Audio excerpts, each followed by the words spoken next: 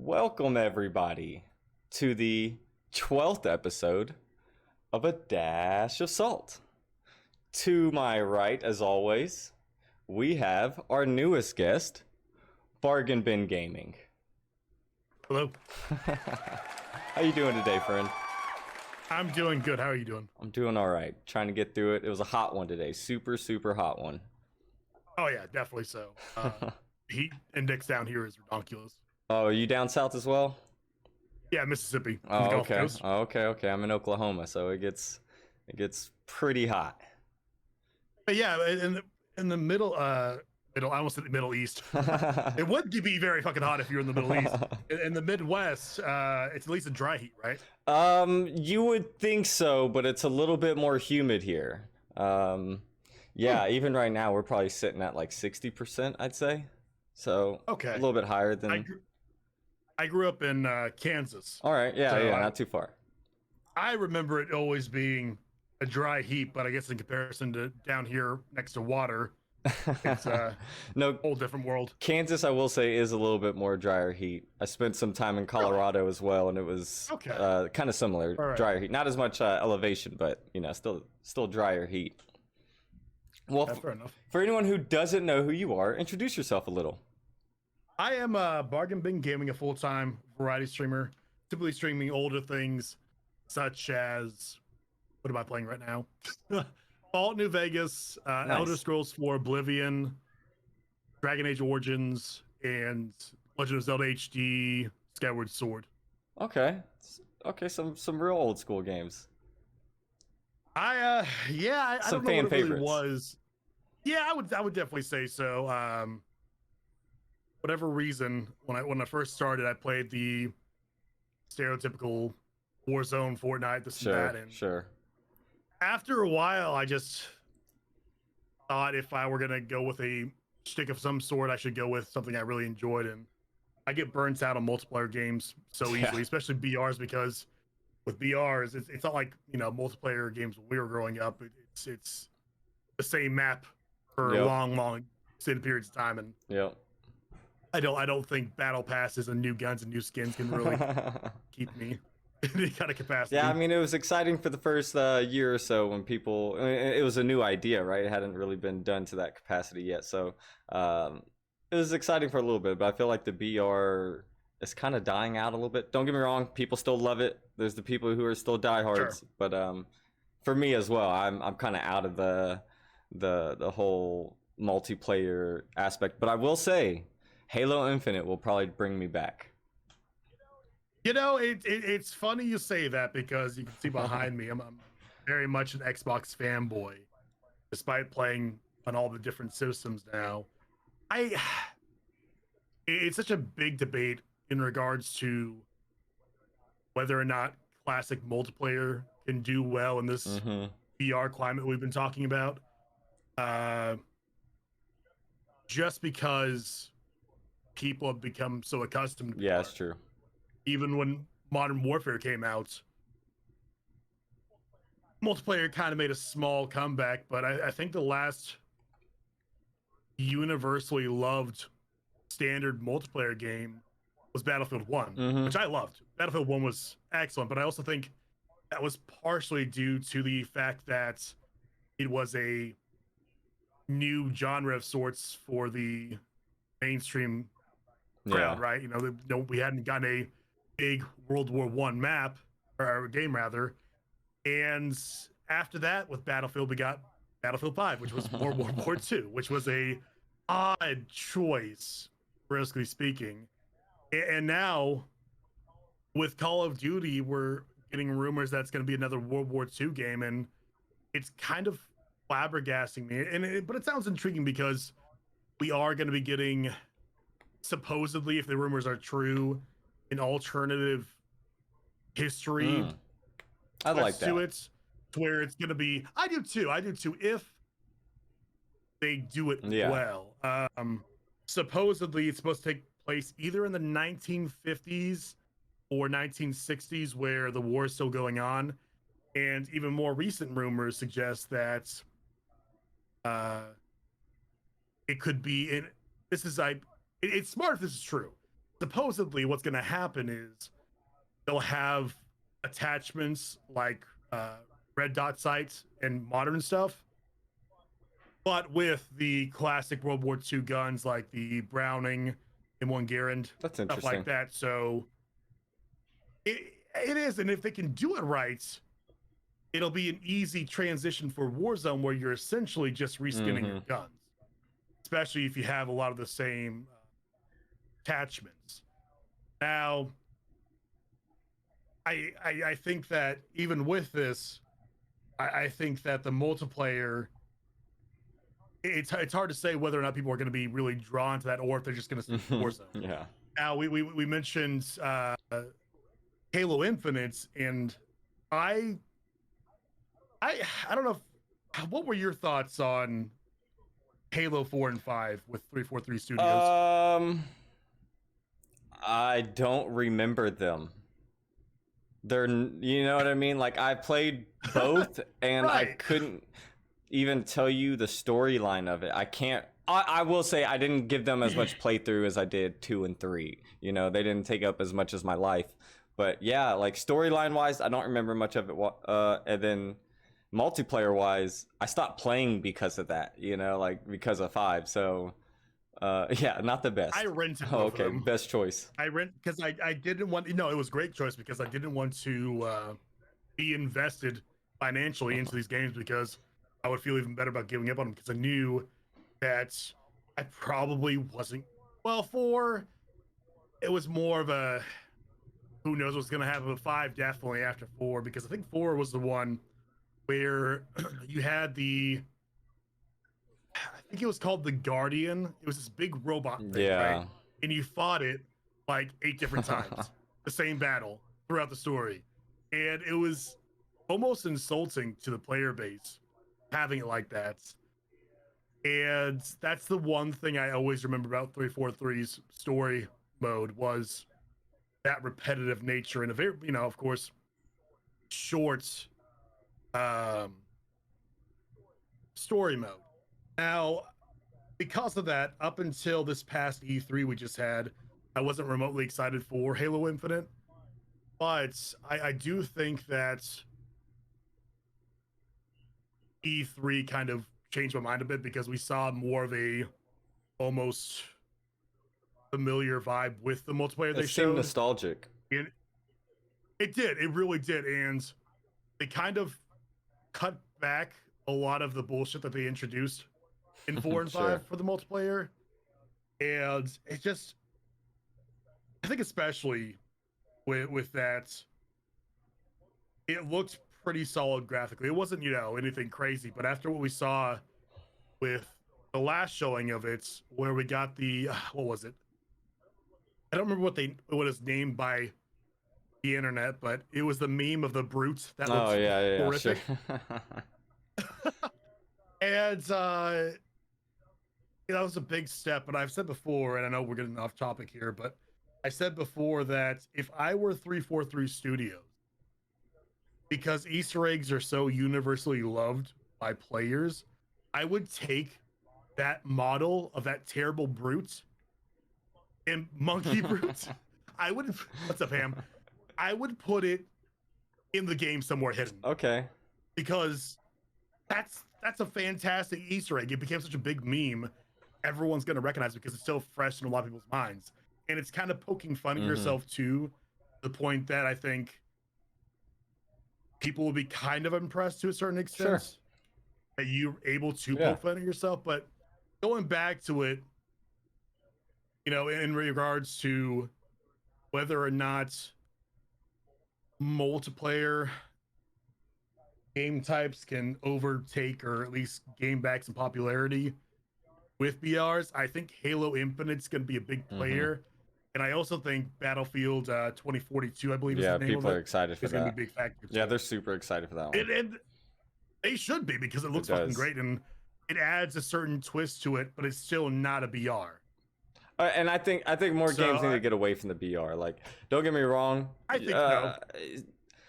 Find success in your game and then have a BR. You know, with Halo coming back like it is, I'm glad they didn't do that right away because there was, you know, people are always talking about there's gonna be rumors of it or whatever, Sure.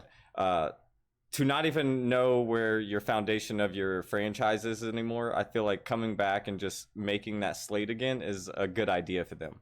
Come back, good storyline, good multiplayer, and then who knows? Maybe down the line, if BR is still a good thing, then they can do it. But I think it's a smart idea for Halo to not jump back in. And same thing with Battlefield, because like Battlefield's core players are gonna always be just multiplayer players. Like they're not necessarily the ones. At least in my experience, some people that I conversed with, they weren't the ones doing that. I also feel like at a certain point, it kind of felt like BR's peaked a little bit in the sense that we started seeing a few different versions of the BRs spring out of nowhere. And let's see, what was one example? There was it was one that it was trios. Oh sure. It was magic based. I can't think of it now. There spellcaster maybe. Spellbreak. Yeah, sure. Okay. And it was intriguing, but it was problematic in some different places, and then it just fell off. It was popular for maybe a true. month. I did play it and then I uninstalled it because And I had fun with it, but to your point, it fell off pretty quickly. And then the other one I could think of that at this point I'm like, okay, there are way too many VRs. Was Fallout 76. Oh yeah, that's true. Which is finally going to shut down its servers in regards to just simply the VRs here. Next few months. Red Dead Redemption even had a BR of some sort. Yeah, like of some sort. It wasn't like their normal multiplayer. It was like a BR last man standing type deal. Like everybody was jumping on that train, which hey, if you're it's smart in a sense, right? Like cuz you might get in more money or whatever, but I don't know. I don't think it's going to impress your core fan base. It's smart, but that's a fair point. It's not going to impress your core fan base. And also, if you fail dramatically, you're going to get a lot of heat. like the Fallout 76 thing, right? The game was already huge. Yeah, I was going to say from beginning to end. So when exactly. So when that fucks up, then you look really desperate, right? I think there are games like that you see it. I think the most recent was probably Knockout City. You know, it was new and intriguing, and it was exciting. You know, it was fun for what it was, but I think that dip went super hard because it was fun for what it was, and then after that, it's like, all right, I'm actually done with these games. I think part of that, right. I think part of that was a lot of people didn't realize that once you hit a certain level, you actually have to pay for the game. I didn't realize that. So it wasn't right. Yeah. I think it was like level 25, something along those lines. And most BRs are free. So, and I think the only reason I noticed is because it was on a loading screen. Maybe it was somewhere that was kind of like terms and agreements for something you sign up for. I would never right? read it. It's exactly that's pretty much what it is. And once people realize that, they're like, oh, well, Warzone's still free, so I'm gonna go back to that. Fortnite's still free, so I'm gonna go back to that. I don't know. I think free games will always have somewhat of an advantage because obviously younger kids, stuff like that, they don't have the money, so they're gonna want to play free games. It's what my son plays. He plays free games, but don't get me wrong, he'll get a game that costs money. But you know, his go-tos are free games. You know, and he's actually excited when he can get something for cosmetics. So I get it from a kid standpoint, but I think adults are a little bit different. Don't get me wrong, I like to floss with the nicest skin. You know, if I can every now and then, but I don't know, it's not as important to me anymore. I don't. Maybe in an MMO. Yeah, that's fair. I think that being 30 now. Me too, bud. I just hit it. Exactly. I knew we were around the same age. I always, and it's such a stereotypical example but it's one that still really rings home to me is the horse armor DLC for Metal Scrolls 4 Oblivion. I still think of that anytime I go to buy anything cosmetic. Because much like that example, in most games, it doesn't give you any kind of ability Yeah. increase, whatever have you. So, and it's borderline insulting in some games, like Valorant, for example. They have those packs of, I think, a whole set of packs for one skin is sometimes been like $50-$60. That's ridiculous to me for a game that's I gotta talk free. about Valorant. And though. I don't mind The skins for that game are some of the trashiest skins I've ever seen for any. Oh, they're not impressive they're at all. so They're generic. looking. They're whack. I don't see how anybody would look at those and be like, I really want to spend money on that. Like, I just don't get it. They're so bland. Like, people our age, we were just talking about that, give so much shit to Fortnite. And one of the things that really impressed me about Fortnite are their cosmetics. Sure. They're really well done. The emotes are really well done. I think they were their failure was their success, where they were changing so much and so often, and it was so cool to see, like, oh, the new season or the new update to the map or the new gun or whatever it was. It was so exciting, and then it was just like, oh, come on, guys, you're changing it again. You're changing it again already. Like, we're doing this already. At least for me. I know some people are still excited for it, but it just became too much. Well, and the irony, I think, is with a game like Warzone, now people are like, okay, what's going to change? That's true. So I don't think anyone's ever going to be pleased when it comes to that. But I've always found the hatred for Fortnite so perplexing to me. And I understand that their average player base age is in the teens, but the game is very well made. It is probably deals with the least amount of hacking out of all the mainstream probably now, yeah. BRs. And, well, yeah, of course there was a time earlier on, but I think they've really, especially compared to the Warzone and PUBG. Yeah. But overall, I don't get the hatred for it. I think it's become almost popular to exactly. It, right? No, I think it is. I think especially for anyone over the age of like 15, it's like I don't know, it gets the rap that it's a kids game, and it is. It's promoted to kids. Like, that's what it's for. Not that you can't enjoy kids games. I have fun playing Lego games, like oh, 100%. Can we talk about how fucking amazingly made the really Lego games are?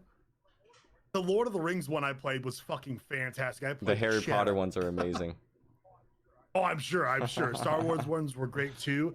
But I think there's just so much hypocrisy when it comes to adult age gamers when they do shit on Fortnite or even Minecraft, yeah, right? Because that is considered to be mostly a game aimed towards younger people. But the same person that'll shit on a game like Fortnite will turn around and start playing NBA 2K, which is much worse when it comes to loot box type stuff, right? Yeah. Oh, the cards and everything. Oh yeah, I'm a sucker for that as well. Or God. I used to be. I'm not gonna say I am as much, but I was the guy who bought 2K and Madden every year. Right. 100%. I'm definitely, especially Madden, but I remember there was one year I got NBA because it was just one of those years where I needed something different, and I think at that point Madden really was just not doing it for me anymore. And I got the NBA game, and I quickly realized in the my player mode you have to buy VC or whatever their currency is called in order for your player to become good. Or Otherwise, play 12 hours a day every day. Like, and it's like those are your two options. and even if you do play it correctly, or I guess organically, whatever you want to call it, you would be like in your 8th season. Yeah, exactly. By the time you're even good, I'm like, Exactly. I was drafted in the first round. How does this make any kind of sense? No, I've literally bought a game, did my player the whole time, kept grinding, kept doing everything, and was still like an 80 something by the time the next game came out. You know, it's like this is forever. I can't keep doing this for every game. So I will say this is the first year, or I guess last year was the first year I didn't buy either. You know, so I'm proud of myself. Well, yeah, I was not that much further ahead of you, honestly. It's only been a few years for me. I'll tell you though, the last time I spent good money for a sports game, and I guess looking back on it, it makes sense given my brand and what I enjoy as far as older games. I spent like $60 for an Xbox 360 to get NCAA football 14. Nice. Yep, it's the greatest NCAA. Like, of course, it's fantastic. It's the greatest one. And it was a Halo edition one. Oh, what's nice. funny is the guy wasn't completely honest with me. Oh no. When I got it from him, it was actually off Craigslist, I should say. When got it, brought it home, and it kept having an error message. I'm like, my first thought, of course, was Red Ring's death. Mm-hmm. That's probably it. And Classic. I got closer to it and I listened to it, and I'm like, oh, it's the fan. So what I ended up doing was, I ended up setting it straight up, put a little small fan next to it on high, and let the air flow inside of it, which then correspondingly goes upward out of it, and it works fine. That's crazy. You got to build your own fan sometimes. Oh, I mean, it worked, and it's a weird thing when you get a craving for something nostalgic like that. Yeah, I've been there.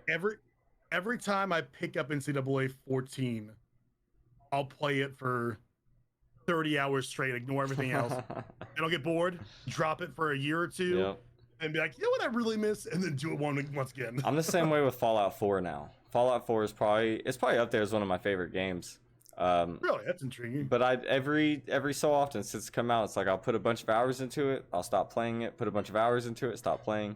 I think it's because I've pretty much done everything there is to do in that game now. Right. That it's like I'm excited because like, oh, the excitement's there for not playing it for a while, and then it quickly dies out. But it happens.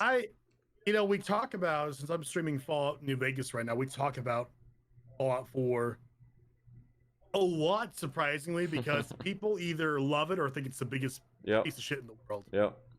And I always tell people, like, I found the main story to be a little bit... Wasn't the best. No, wasn't the best, and I was mad at myself because there was some line of dialogue where in the first few hours of the main story, I'm like, oh, that dude's your son. Cool. It was the most small little detail. I think the developers, and even if I replayed it, I probably would have to replay it a couple times to even find it now. But I think it's supposed to be one of those pieces of written dialogue you're not supposed to understand your first time through. And then when you replay, you're like, oh, that makes sense now. Yeah. Whatever reason. Mm-hmm. Because I just do in the back of my mind, I'm like, okay, sun's gonna appear up at some point. Right. That's gotta be a plot piece. And sure enough, I just quickly figured it out. But overall, despite that shortcoming, and arguably the other big shortcoming was the fact that it really needed a complete graphical engine overload. Yeah. It had a lot of good lore. Yeah, the DLC was great for it. I enjoyed the DLC. It was very interesting. So I feel like the biggest love it or hate it aspect of the game was the building, the base building. Oh yeah. You either just fucking hated it and hated having to go to different places or settlements or whatever, or you loved it. And I was one of the people that I never played Minecraft going into that. I had never played a game Same. where you had done any building.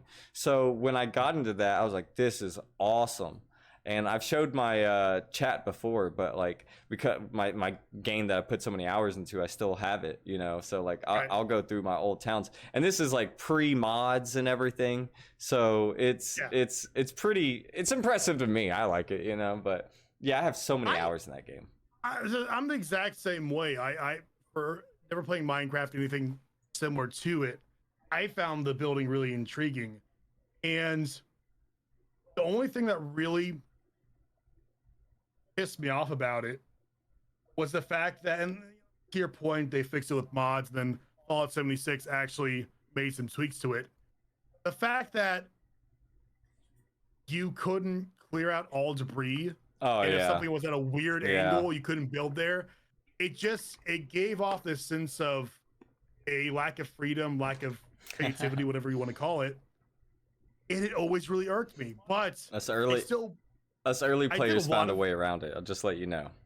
really. Yeah, so you could so for not being the debris stuff was hard. You couldn't get rid of everything like houses you couldn't get Sure. rid of. But to be Right. to you know how it had to like lock in or it'd go red or something. If you put down a piece of carpet or a rug, like a welcome mat or something like that, and then you Huh. place the item on top of it, you could pick up that rug and move the rug wherever you wanted, and it would move whatever you needed to wherever, you know, Oh, wow. it was a super intriguing thing to do. But I remember being in some like or seeing a YouTube video on it super early on. I was like, yes, thank you, this is what I needed. I the only thing I remember being able to do was the concrete foundation. That was the Mhm. only thing remotely plausible, but in doing so, it made everything look very overly symmetrical Sure. and not natural. So overall, though, I and the other thing I said too that I really do believe is there's a lot of good lore to find. Yeah, in all of them, New Vegas especially. yeah, That's no. why I think Oh, yeah. that's why it's become some of people's favorite game, is because they did such a good job of creating. Agreed. The game itself isn't the best. I don't know if you can run or sprint in the game at all. It says you can, but I never figured out a way to sprint. In New Vegas? Yeah. Oh, I put on my stream for it. We've put in about 100 hours, and if there's a way to fucking sprint, I'm gonna be very upset because Yeah, I have not figured exactly. Because yeah, I don't think you can sprint in that game, so that's one of the things that like made me mad about it.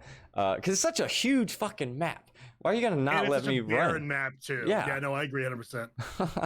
But just, I think it has became my favorites of the Fallout games just because of the factor that so many different decisions actually had consequences in Exactly. some Exactly. way or another that Obsidian was very clever on, and just the fact that you could murder anybody. Mm-hmm.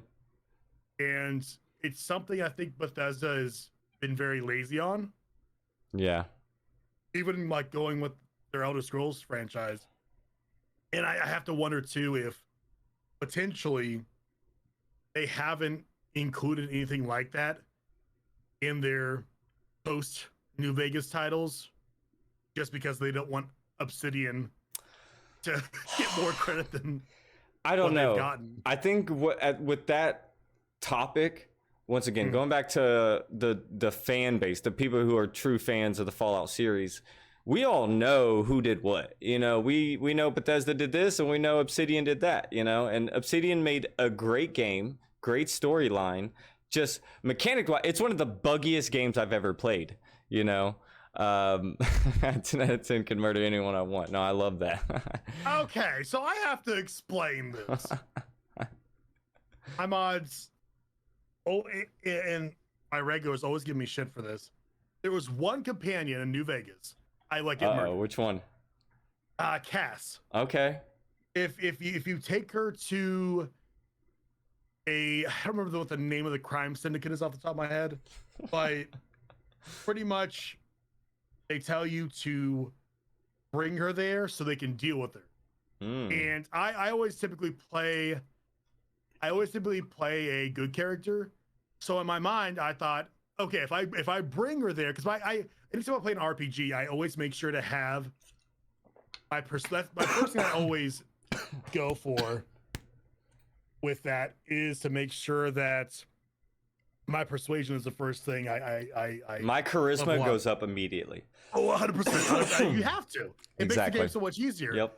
But despite that, when I took her there was no persuasion option. It was like, oh, sorry, you're gonna die, and there was no fighting them off and saving her, just death for her. And there's been a couple of other situations similar to that. Actually, no, one that's really not my fault. Another companion you can get is, we always just call her Granny, because she's the super mutant that wears like grandmother's clothing. Sure. Yep. There's a glitch in the game where if you don't complete the mission in a certain amount of time, she just dies automatically. No. which was really infuriating, because I finished everything. I was on my way there, and then all of a sudden it was just like, sorry, she's dead, and I couldn't finish the mission. That's hilarious. So I'm not a monster. What's been your favorite game that you've streamed so far? You personally, maybe not like chat's favorite or anything like that. What's a game that you personally had the most fun playing? It would probably be Fallout New Vegas. It's a classic. Such a classic. I get bored with games very, very easily. And even there have been times where I'll, because I follow a pretty strict schedule, and just last week, I think we were scheduled to do Oblivion up until my podcast, and 2 hours in, I was like, guys, I think we're gonna switch to something else.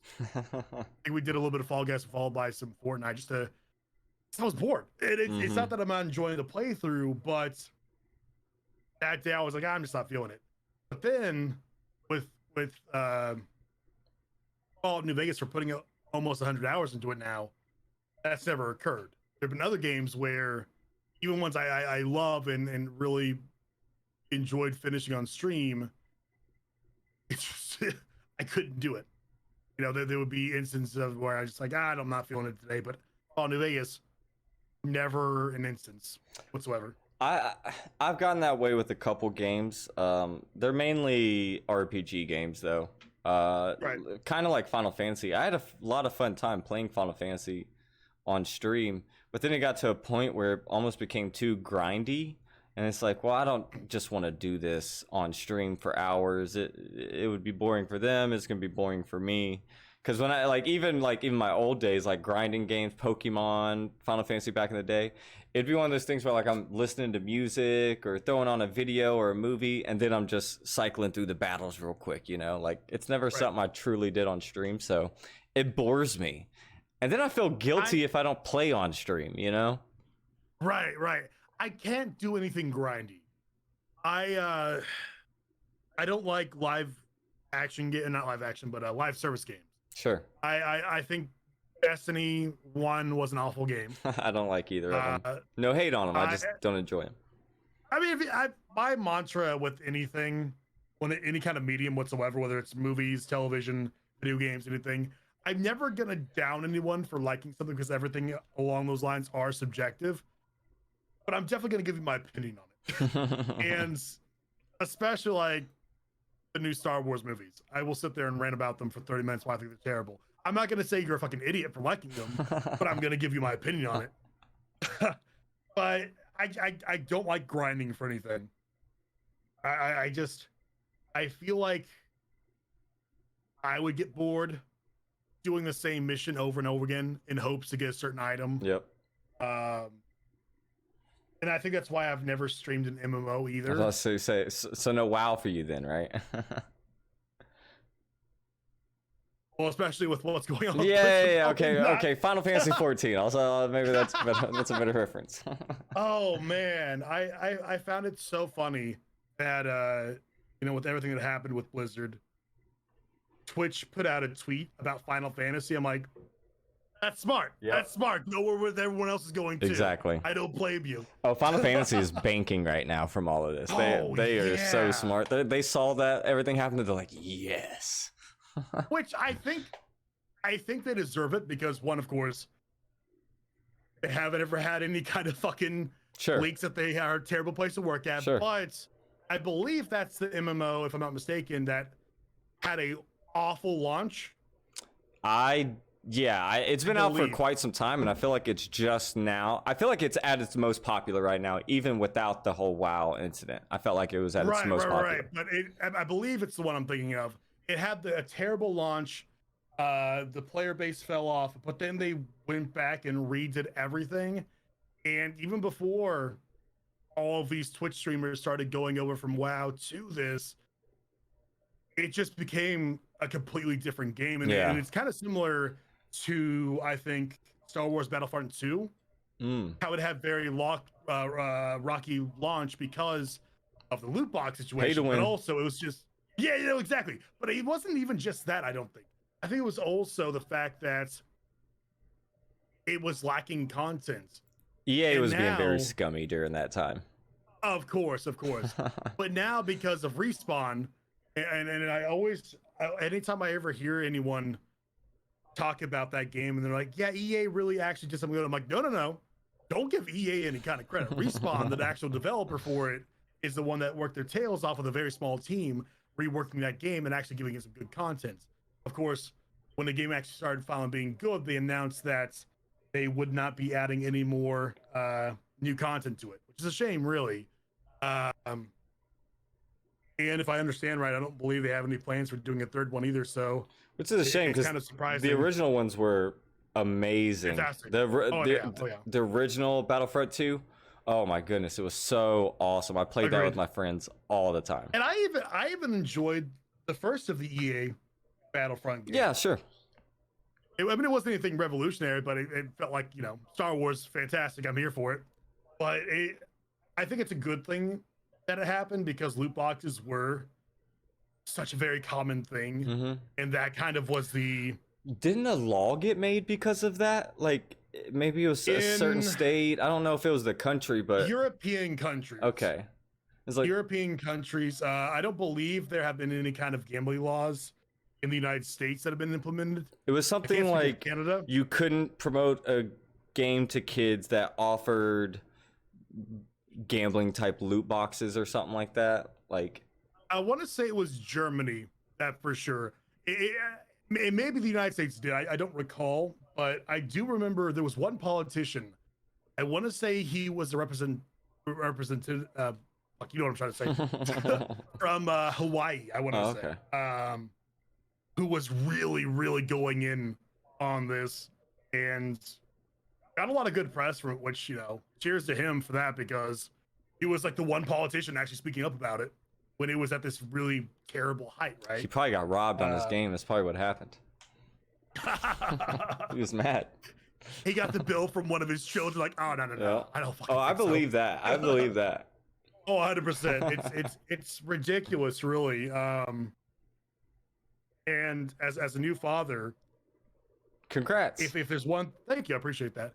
If there's one thing I've learned so far, it's the fact that I'm gonna have so many parental controls when it comes to financial stuff on video games. I'm not gonna allow anything. Listen, just from personal experience, just do it immediately, because you think you shouldn't or you think you wouldn't have to. I got my son a tablet, right. And it's like a kid's tablet or whatever. And sure enough, I look at sign into my phone bank account, and I'm like, what the hell are all these charges? And he's just been buying stuff, just fucking buying things. In defense of your son and other children. Oh yeah, he's blameless. Apps, yeah, I'm not blaming him. No, of course. These apps make it seem like, oh, I'm not doing anything wrong. It's 2 clicks. To your point. Yeah, exactly. To your point, anything and everything, because there's been so many examples of games we talked about, but not only that, there was that one story that we covered on my podcast 6 months ago, I want to say, where a mother came to find that her child spent like 20 G's on Twitch.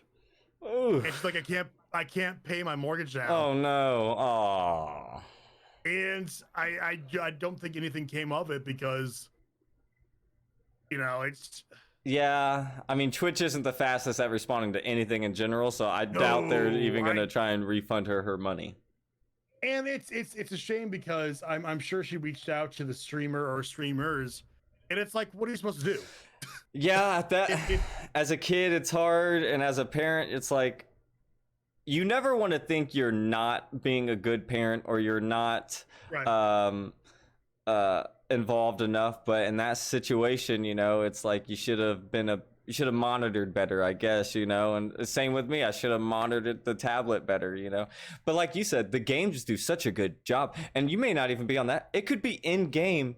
You finish a level. I think Candy Crush used to do it, but you finish a level, and then as soon as you finish, boom, you could have this extra thing, and it's like, oh cool, and you click on it, and it's like takes you right to something that you got to pay for, and you're like, whoa, I didn't know I was doing that. I thought I was just getting some free stuff. I'm so glad that when we were growing up, we never had to worry about mobile games That's true. being a thing. Hey, Snake Snake was awesome. True, yeah, but it wasn't really until I would say we were in high school that Mm-hmm. you would see Trying pay to win to think of the first. in some of these games. What was Like what was one? I think it was called Maze Runner or something like Maze that. Run was a good one. I'm trying to think of the first mobile game that really like popped off. I can't really think of it. It'd probably be Candy Crush, wouldn't it? Yeah, Candy Crush, my mind immediately went to Candy Crush, but like I don't know how I'm soon. sure there's other Plants examples. vs Zombies was a good one. That's a good one. Yeah. It was later on, but I felt like that was Sure, yeah. that was a pretty good one that when it first came out. Mm. But even that turned into pay to win somewhat in the middle of Right. it. But yeah, it's interesting how that all happens. But you mentioned your podcast a little bit there. You want to talk about that? I just recently found out you were doing a podcast. Yeah, so I've been doing a podcast now almost a year, and our season finale for it is actually this Saturday, and then I'm going to go on like a month hiatus. I think Wow. I've done about 60 episodes for it, give or take. Oh wow. That's and I crazy. just recently split it up into season format. It worked out very well because the first 20 something episodes of it, none of my guests were on camera, Mm. and I was able to take that portion, put into season 1, then the rest of here on out were season 2, and that was about 20 something episodes. So now, right after that, I can go into season 3 in a month, and yeah, we just talk about gaming news, movie news, Twitch topics. I'll simply have a co-host who, my last co-host actually just recently left the show due to just IRL stuff going on and everything. It happens. I have plans to bring in another one as well, but that's kind of not worrying about that right now kind of thing. And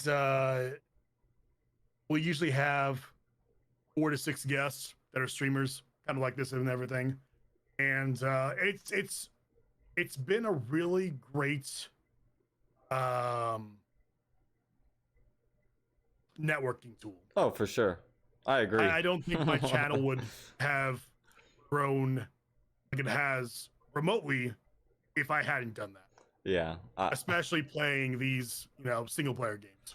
Yeah, recently I haven't been playing as many games as much. That's just because of with IRL stuff. Sure. So the podcast is something I'm pretty passionate about, so I definitely want to be consistent with that. But yeah, I kind of slowed down on the gaming, mainly because my gaming content wasn't what I wanted it to be. It's like I was becoming happier with the podcast, and then I would have a gaming stream, and I'd look back on it and I'd be like, I mean, I wasn't entertaining or whatever it was. I just didn't feel happy with the content I was putting out. So I had to taking a step back, trying to figure out what I want to do better. And then I think by this next week, I think I'm getting back into gaming. That's fair. I think kind of like the reverse of that. I think the reason why I'm going on hiatus because I haven't, minus the occasional Saturday I would miss for whatever reason, I haven't had more than one Saturday off from the podcast in almost a year. Wow, that's crazy. That's why I think that's why we're going to the season by season format, because if if I don't, I know I'm gonna get burnt out. I'm already a little burnt out because, as you know, when it comes to the booking thing, Yes. it gets very taxing, especially writing a script and everything, and doing the weekly news thing. I'm writing a new script every single week. I'm booking Yeah, that's insane. 6-7 people at a time, and of course dealing with cancellations, this and that. That's probably been the hardest thing, is cancellations. Oh, I'm sure. People waiting until like the day of and be like, oh man, I can't make it. Oh, what's going on? Oh, my buddy wants to go grab a drink. I'm like, oh man, I've never don't expect anything from me ever again. That's the most and it's always something like that. It's always the most unprofessional Sure. thing. The last time it happened was the streamer bigger than me, probably near your partner level, and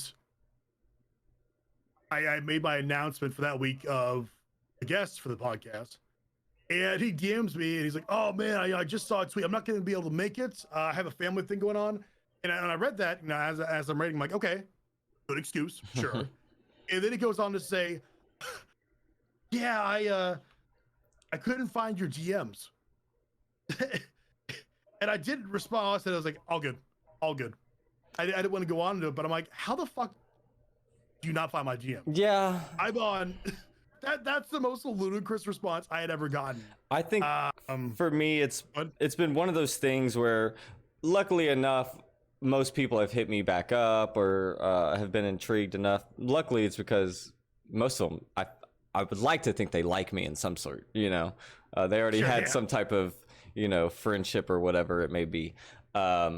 So I would like to think that, but there have been some people I've hit up that just haven't gotten back to me, and I like to think deep down they didn't see it, you know what I mean? But I'm pretty sure they saw it, But it was probably one of those situations where I'm so guilty of it myself, is where I'll see the DM and I mean to respond to it, but I was busy at the moment, and then later on it's like I feel like I responded to it mentally and I didn't do it physically. So like my mind like wanders on it for a minute, but I always try and make sure I go through everything at the end of the day to, make sure I didn't miss anybody or stuff like that. It's such an easy thing to do, but what I've found is when it comes to getting back to people and just being organized, for starters, I'll leave a tab open with the message. So that way I can't see it and be like, oh, that's nothing, and close it out. Like I'll know, like, okay, I need to respond to that. Sure. And even more so, I actually got a physical calendar in front of me here now on the wall. Helps to write it down. And it does. Like 27th, 6 p.m. Salt interview. Right. Like it helps go away from any kind of excuses. Plus, I don't trust. I'm gonna sound like an old man here, but I don't trust those phones. Right. I don't trust phone calendars. I've always had issues of some sort with them, and it's probably just my own stupidity. But that's me too. I'm bad at reminders. Like I work with people, and it's like they're like, oh, my reminder hit, and it's like, oh, okay, and then I'll see them do it. Like, hey Siri, do this, and I'm like, oh cool, I'm gonna try and do this, and it never works for me. I don't know why. I end up missing it completely, but it's whatever. I'm the same way. I need to write it down, or I don't know. I'm very forgetful, but writing it down helps. That's for anybody. If you're having forgetful ways, please write it down. I definitely agree. I think that, and some people, if they type in, it's the same thing as writing it down. But sure, I think that, especially if you're not in school, yeah, you don't ever write stuff down. Sure. You always put everything in your phone, your laptop. Writing it down is such a rare thing to where you won't fucking forget it. Yeah. Well, we're at the 52-minute mark, so around this point, I like to do something with the guests, and it's called our rapid fire questions. All right? Okay. Fire! So I'm going to ask you a few questions. I think it's around like 20 or so. And you just give me the first thought that comes to mind. You don't have to think too hard about it. Sounds good. All right, let's do this. Favorite color? Blue. Best pizza topping? Sausage. First game you ever played? Mario. Favorite game of all time? Gears of War. Oh. How many holes does a straw have? 2. Cat or dog? Dog. Best Thanksgiving side dish? People always give me shit for this, but cranberry sauce. Oh, no. Favorite actor that has already played Batman and favorite actor you would like to play Batman? Ooh, okay. Oh God. Okay, if it's the first thing that came to my mind, George Clooney, which is definitely not my answer, but it was the first thing that came to mind. It's a good one. I mean, what the worst okay.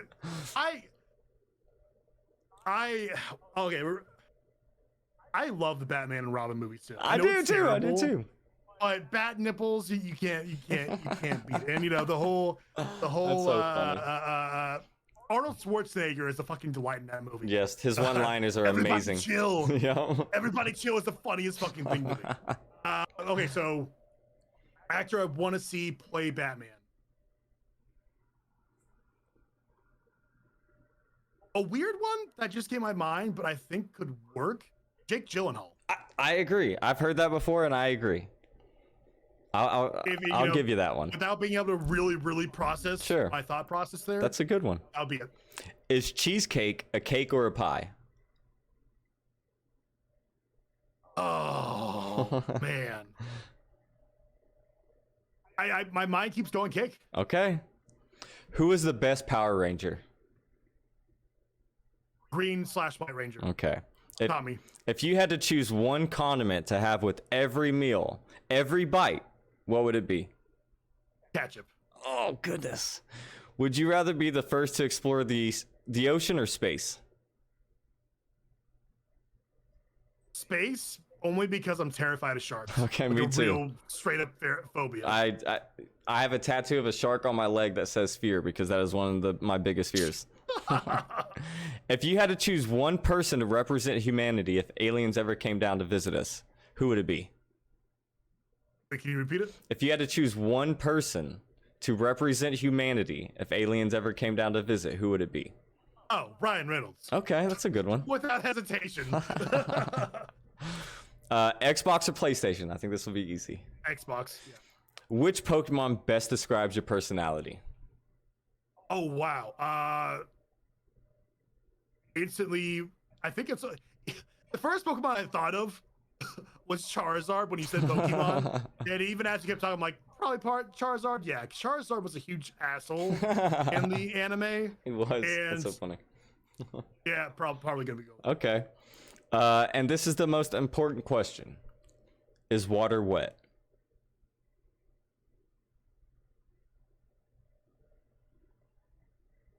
Yes. Okay. All right. Like we'll get the answers. Everyone wants to know. Everyone wants to know. I've gotten answers on both sides, you know. And I've told every guest so far. There was that incident that happened in the Gulf of Mexico a few weeks back now, where it was on fire. Oh yeah. The oil was on fire. Yeah. They were using water to put out the water. That's all I'm saying. You know. Isn't that like? Didn't we learn that in middle school? Yeah, I don't know. To not like put out stove fires with water. Yeah, you know, hey, it's all right. We'll eventually get there. we're evolving as humans, you know. Here's the thing, Salted Boy. Fish are wet. That's true. I agree with you. I agree with you. So, can you explain your background a little bit? Because this whole time I've been looking at different things. They've been so intriguing. What's some of your favorite stuff behind you? I'm gonna pull up my camera here, so I don't have to back and forth. I love the Patrick one. Yep. And it worked out so well because when I ordered it, I thought so. At Best Buy, you can get these, but they're the random packs. I thought I was gonna get the one with SpongeBob, where he's like imagination with the rainbow, but I got the Patrick one instead, and I'm really glad I did because I think it was like a meme pack. Let me think here. I think my favorite one. I actually have two favorites.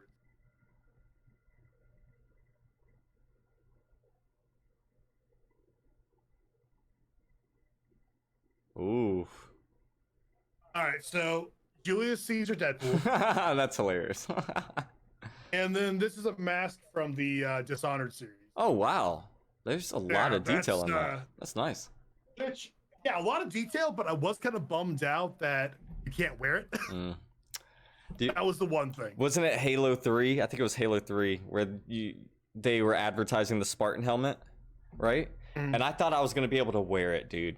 I thought I was going to be able to wear the Spartan helmet. I didn't know I could only put like 3 or 4 games in it. Like I didn't know it was a game holder, you know. I was so disappointed. You start using that scary weird mug. Oh, Danny, is that? Which one? Can't, You, can't remember if that's still in storage or not. So I have storage from when I moved.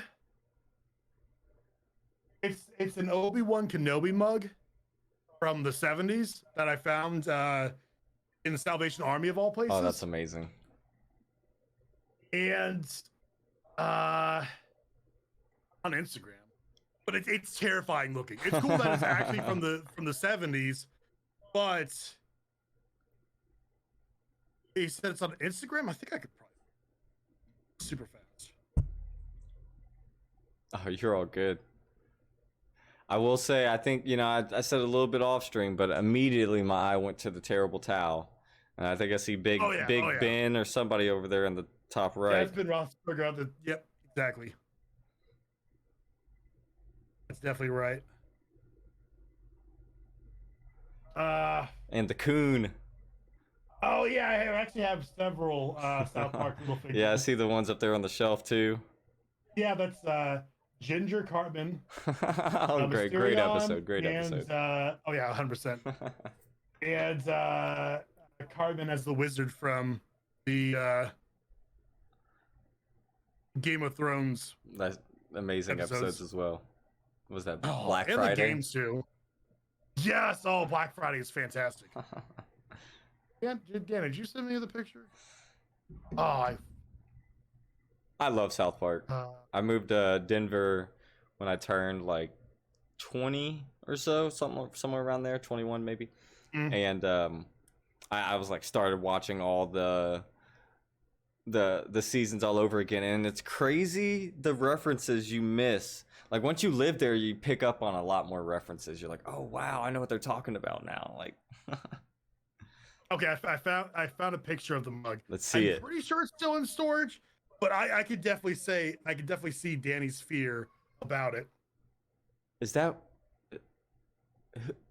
Willie Nelson? Who is that? It's Sir.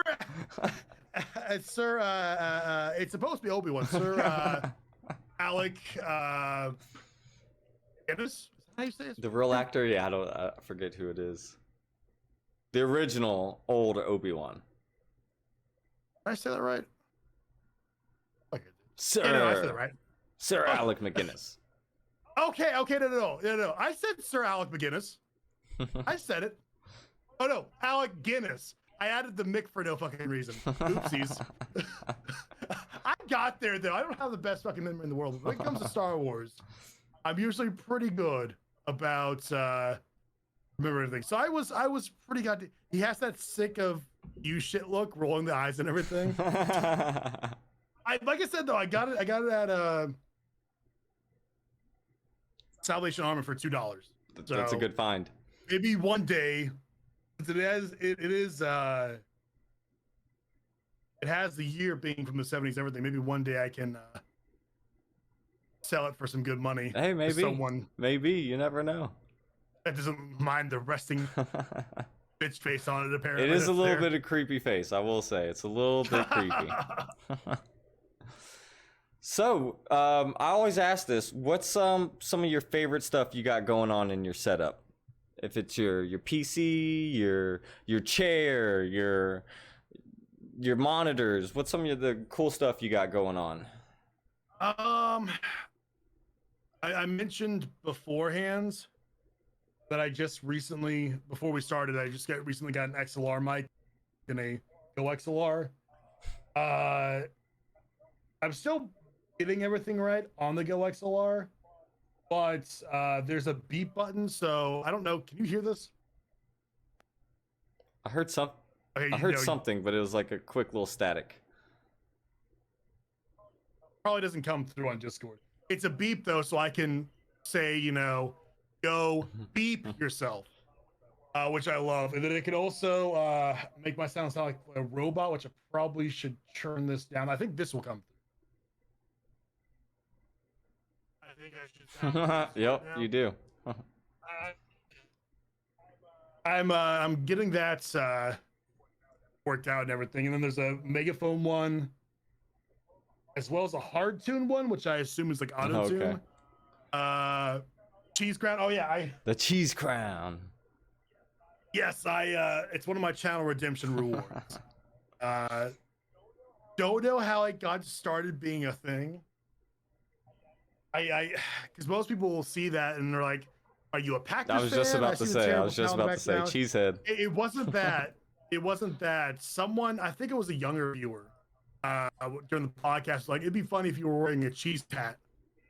And people just kept joking about it the rest of the evening. So I looked online thinking that would be a recurring joke. And of course, no one brought up that night again. But I ordered a cheese crown instead because I wanted to be a little bit extra with it.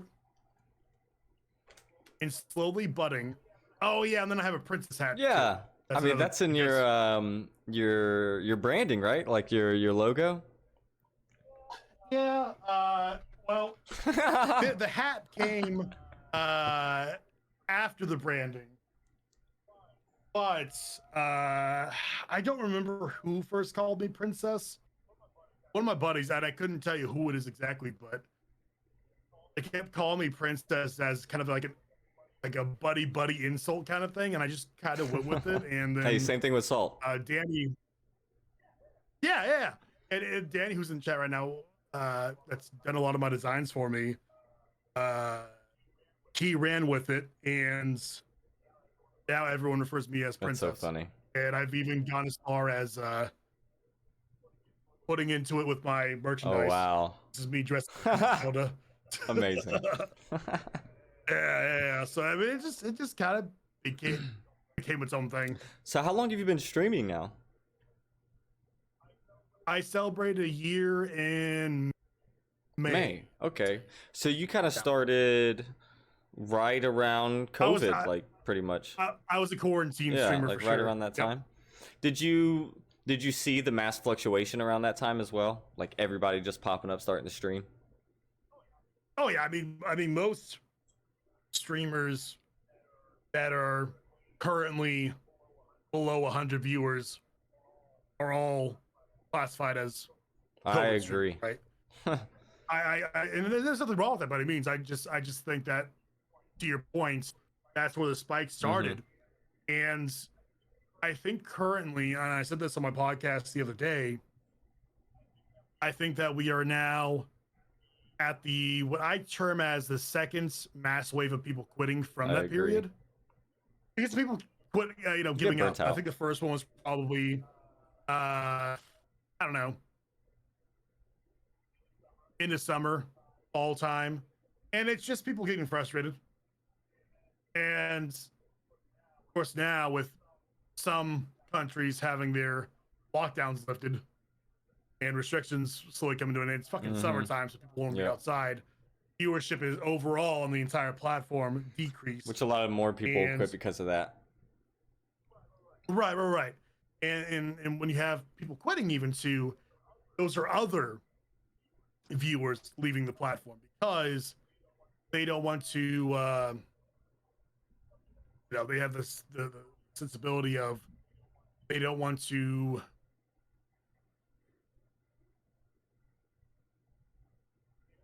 They don't want to be engaging with a platform that they quote unquote failed. Sure, I can see that. Which is understandable if that's a human nature type of thing. Right. I think if my stream ended today, I think I'd still be in other people's streams. I kind of still classify myself as, because what brought me here was I was a viewer first before I was a streamer, so I still kind of classify myself as a viewer because I'm still in a bunch of people's streams. It's funny. Before I started streaming, I think 2 or so months before that, I had no idea what Twitch was. I had heard of it, Sure. of course. I always just like YouTube, but streaming. That's it. That's it. That's all I knew about it. Outside of that, not very much at all. What got me onto Twitch was Markiplier. Okay. Who OG. did a? Oh yeah, I love Markiplier. He did a GTA RP segment, and of course, this wasn't, I think these were old videos, but I ended up watching those and then going on his Twitch account to see like what he was currently doing. But it was the GTA RP that really tickled my fancy. He played a character called Damn the Waterman, and his character was just going around delivering water to the good folks of Los Santos. There's a reason he's San one of the Andreas. kings. And oh yeah, just I mean, you have to be incredibly creative to do RP. He had a whole background story. He has lore himself. Like his his YouTube or his whole existence has like lore behind it, which is crazy. Like he's done a great job of branding him, even through his 100%. Open depression times and stuff like that. I thought he's done a great job of always keeping engagement and follower and viewers around and stuff like that. But he's just so creative. And there's never been anything that's, he's never been yeah. I mean, that's important. He's never had any kind of. He's never done anything questionable. Maybe at best he can get a little preachy sometimes, but it's nothing outright like he did something and I started watching him less. There was the one example I could think of someone like not doing anything ethically wrong, but still kind of ethically wrong, but a lot of people didn't talk about for whatever reason. I used to watch Jacksepticeye a lot. Of course, those two are very much associated with one another. When Google said, my mods that are in chat right now have heard me talk about this quite a few times, but when Google Stadia came out, he did a video reviewing it, and he said that despite having pretty inconsistent internet, it ran smooth as could be, which is a huge lie. He clearly was, and he said in the video, he was like, this is a sponsored video. Yeah. But that was a lie. It's been proven that even if you have the best, well, not the best, but unless you have Google Fiber or any kind of fiber optics, you're not going to get consistent frames, whatever have you. And I was shocked that he would make this statement just because it was sponsored. Because most of the time, unless you say like so-and-so sponsor is the devil, it's okay to give some negative feedback. Now, will they sponsor you again? And that's probably like not. the number one thing they're trying to do. I don't know. That type of sponsor, it's like, it's probably a one-off, right? So just give an honest opinion. Right, no, exactly. And sure enough, he hasn't done another review. And of course, he might have received backlash from his consistent viewership, but it wasn't like a tweeted on Twitter kind of thing. Like it wasn't like it everywhere. It was just mostly in his YouTube comments.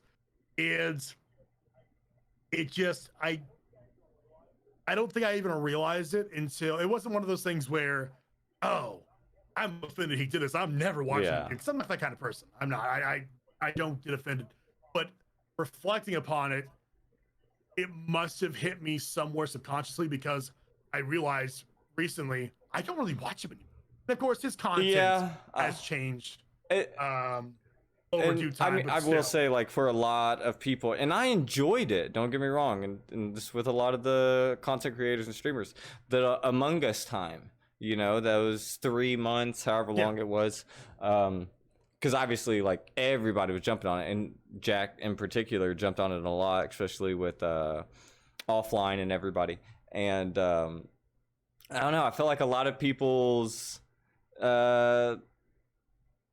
content changed a little bit from that. Sorry for the there's no commands going on. When I do the podcast, I turn the commands off so they're not popping up everywhere. But thank you. I can show you after the podcast. My bad. I meant to leave a statement saying that. I should turn those off while I do the podcast, but it's so there's so many. It's so easy when you run a podcast, especially if you do gaming stuff as well, to forget about those commands or to simply just. I don't know. For me, like for example, I had one command on there to run an ad or to I don't remember what all there was. Just overall, it would just stop the conversation. So I just took them off, and it got to the point where I just never put them back on because I didn't want to have to every single time it came up during a podcast, I'd be like, "Oh, sorry, I can't do that right now." So I just said, "Fucking just remove them." Yeah, completely. I need to do something. I like them. I like doing them for the stream in general. Because some of them are kind of funny to me. But I can't. I don't know. I don't like interrupting people. Except like if you're in the middle of something important right there, I would hate for something to happen. You know what I mean? So like, and what's funny about that is like the biggest viewership from each one of these podcasts is usually from your community, right? You're bringing a big part of your viewership over, right? So most of them like messing with you anyways. It's one of those things. I don't know. Maybe I do need to turn them back on because it's one of those things. Well, there's 2 points I want to make. First off, when you're doing collaboration, it should, in the back of my mind, being honest, when you do stuff like this, I hope I get a follower or two. Oh, sure. Right? Yeah. By the way, thank you for the follow. Same thing. It's the same thing for me coming on your channel. I hope that some of my community members can come here and offer support. That's the beauty of collaborations. That's why, I do my podcast, because bringing in so many guests each week, I'm likely to get more audience members. Proto, Jesus Christ. That I normally wouldn't get, right? There might be people I have on that typically watch, let's say, Warzone content, right? Sure.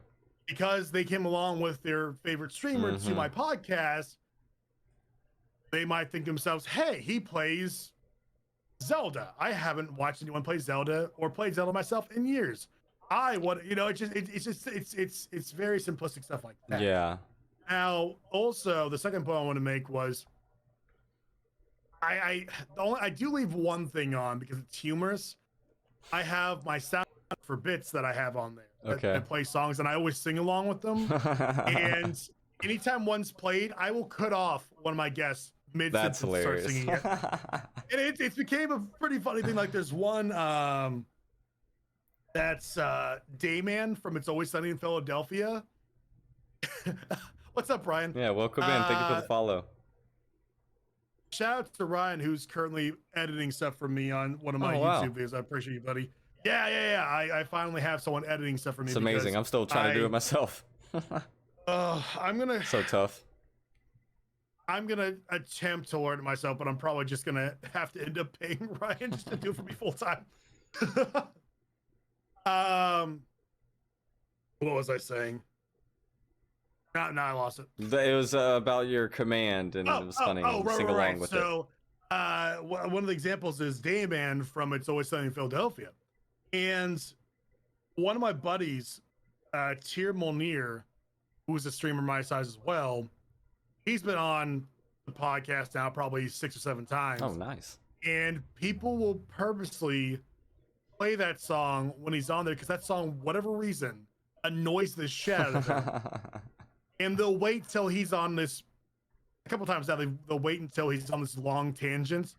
And That's there so was funny. one episode where people played it like 5 times, to where the 5th time, as soon as I started singing it, he just got up and left and came back like 5 minutes later. I've been there. Sometimes when you do those collab streams, not even just podcasting, just playing game with someone else, especially if it's a friend of yours, they can just get under your skin. There's been a lot of times I've just muted the person or just walked away for a minute. And I think it's fine if it's all in good fun. It's for me Um, so far. It's all been in good fun. of It's course, of never course. been.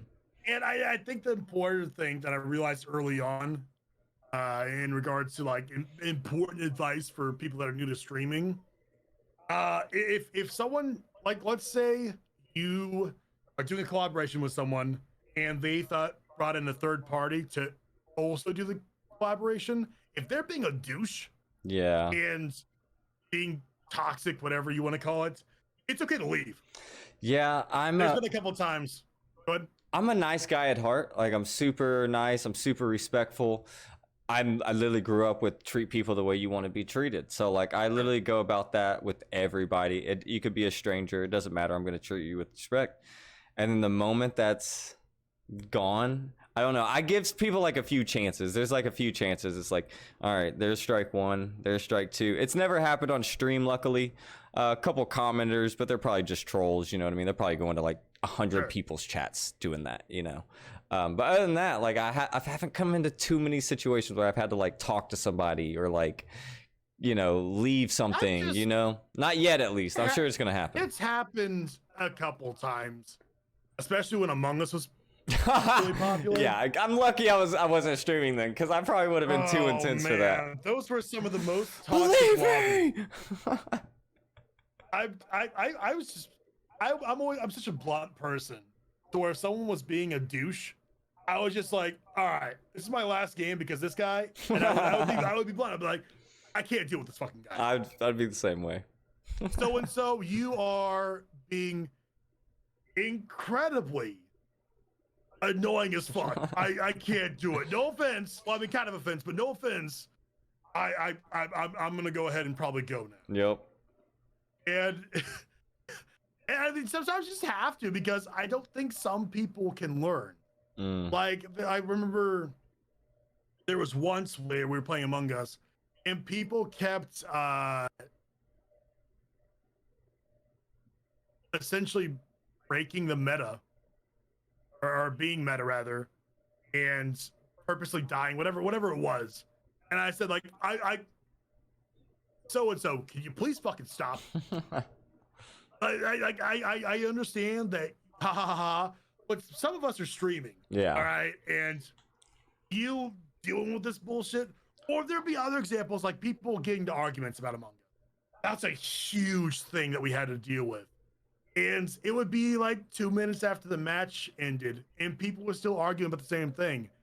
And I would have to be like, all right, both of you guys need to shut the fuck up. I can't stand arguing. That game was never going to be meant for me. No, I got pretty heated myself, but I always knew when it was time to let things go.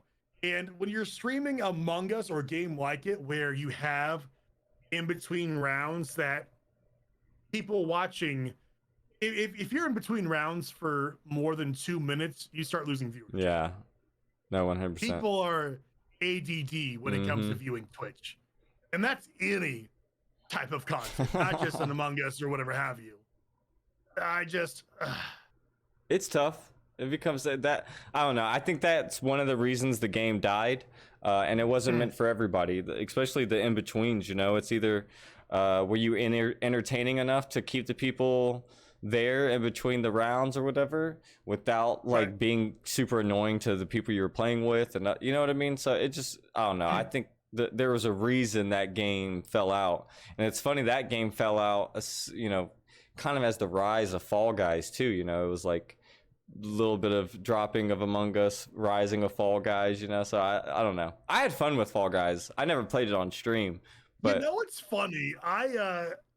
I was essentially, for a very short period towards the end of the summer, and Danny, if you're still here, because Danny, it was my first mod ever. Oh, nice. He's been with the channel almost the entire length of the existence of it. I was essentially a Fall Guys streamer. Nice. For a very short amount of time, because I hadn't really. I was at this point where I wasn't only doing single player games, but I was also doing multiplayer games too. And it's something I tell people, if they want to stream single player games, it's a very solid strategy. What I would do is, in one stream, I would have two parts to it.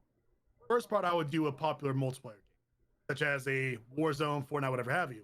And then I would do a single player game. And in doing so, I would bring people in with the multiplayer and keep them with the single player. And when Fall Guys said I was still doing this strategy, of course now I built a channel where I don't have to do this anymore. Mm-hmm. But when Fall Guys hit, I got fucking.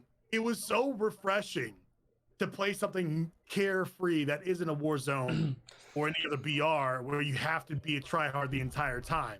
But see, there's a little bit of moments here and there. Oh yeah, if you get later on, you know. Fall Guys. Yeah. Yeah. But it got to the point where there would be days where I wouldn't switch over to the single player game. Be like, I'm having so much fucking fun right now. A short-lived stint. Like, there was a month solid, probably, maybe a little bit less than that, where I just thought Fall Guys was the best thing ever. And then, of course, reality set in, and the thing that I think was bad for Fall Guys, and it still is, because we mentioned that we played a little bit on stream last week. The matchmaking in regards to the map rotation is really terrible. Yes. You play the same 6-7 maps, even though there's now, I think, 50 to 60 of them. Yep. Because they still don't have the map rotation down, which is it's almost like it's set on like a percentage where it's like, I think so. You're gonna get these 20% of the times, these whatever, and it seemed like some of them were on like 2%, and you're like, I never get this map, and it's like, and it's almost the funnest ones too, which is a disappointment. And that goes back to what I was kind of saying earlier with Fortnite. It's like, where the cosmetics, I think they started doing so right away when they noticed people were playing. It's like, okay, we'll give you some more cosmetics. I don't think they changed enough right away with the maps, and I think you could have had some variations with the same maps, you know, like a couple different objectives, but it'd be the same map. You know what I mean? If that makes sense. Oh, 100%. I verbatim, I think, is what happened. Yeah, I mean, you know, there's just, there's ups and downs of every game. Is there a game that you're excited for coming out that you can't wait to stream? It's so hard because I'm definitely at this point where I'd like to stream whatever I want, but I think there is a certain structure I have in regards to the content I put out where I don't want to get away from that. I'm really excited for the new Battlefield game. I might, if I can by then, depending on how old my daughter is by then, because right now I stream Thursday through Sunday, and Thursday and Friday, my dad watches her until my wife gets off work, goes and picks her up. So by then, I'm hoping that I'll be able to add on an extra day for like a set multiplayer day. But we have to wait and see. Of course, I don't want to ask my dad to watch her a third day, because at some point I'm taking advantage of him. Sure. He loves his fucking granddaughter. I get it. I promise you, he loves that little girl more than he loves me. I know that for a fact. That's how it is. I'm probably gonna admit that too. But I'm very excited for Battlefield. Whether or not I'm going to stream it, I don't know. But probably the one game I think I'm very excited for that will actually stay on brand is Dying Light 2. Oh, okay. Because we did stream Dying Light 1, and I had a blast replaying it.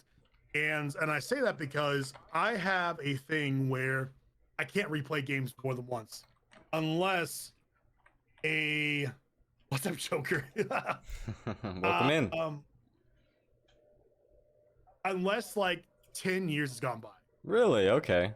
And it's like the same thing with movies. I've always had this problem. Games like we talked about New Vegas, I can't do second playthroughs. I can't. I get bored incredibly easy. But if the time passes by, I can revisit it and I'll love it. But that's the only time for the most part. Of course, there's been some instances like with I think getting older too. When I was younger, it wasn't so bad. Like there were certain games, like for the N64, there were a lot of games I could replay a lot when I was younger, like Rogue Squadron. But as I got older, it got worse and worse. Now it's completely just can't do it. No, I definitely get it.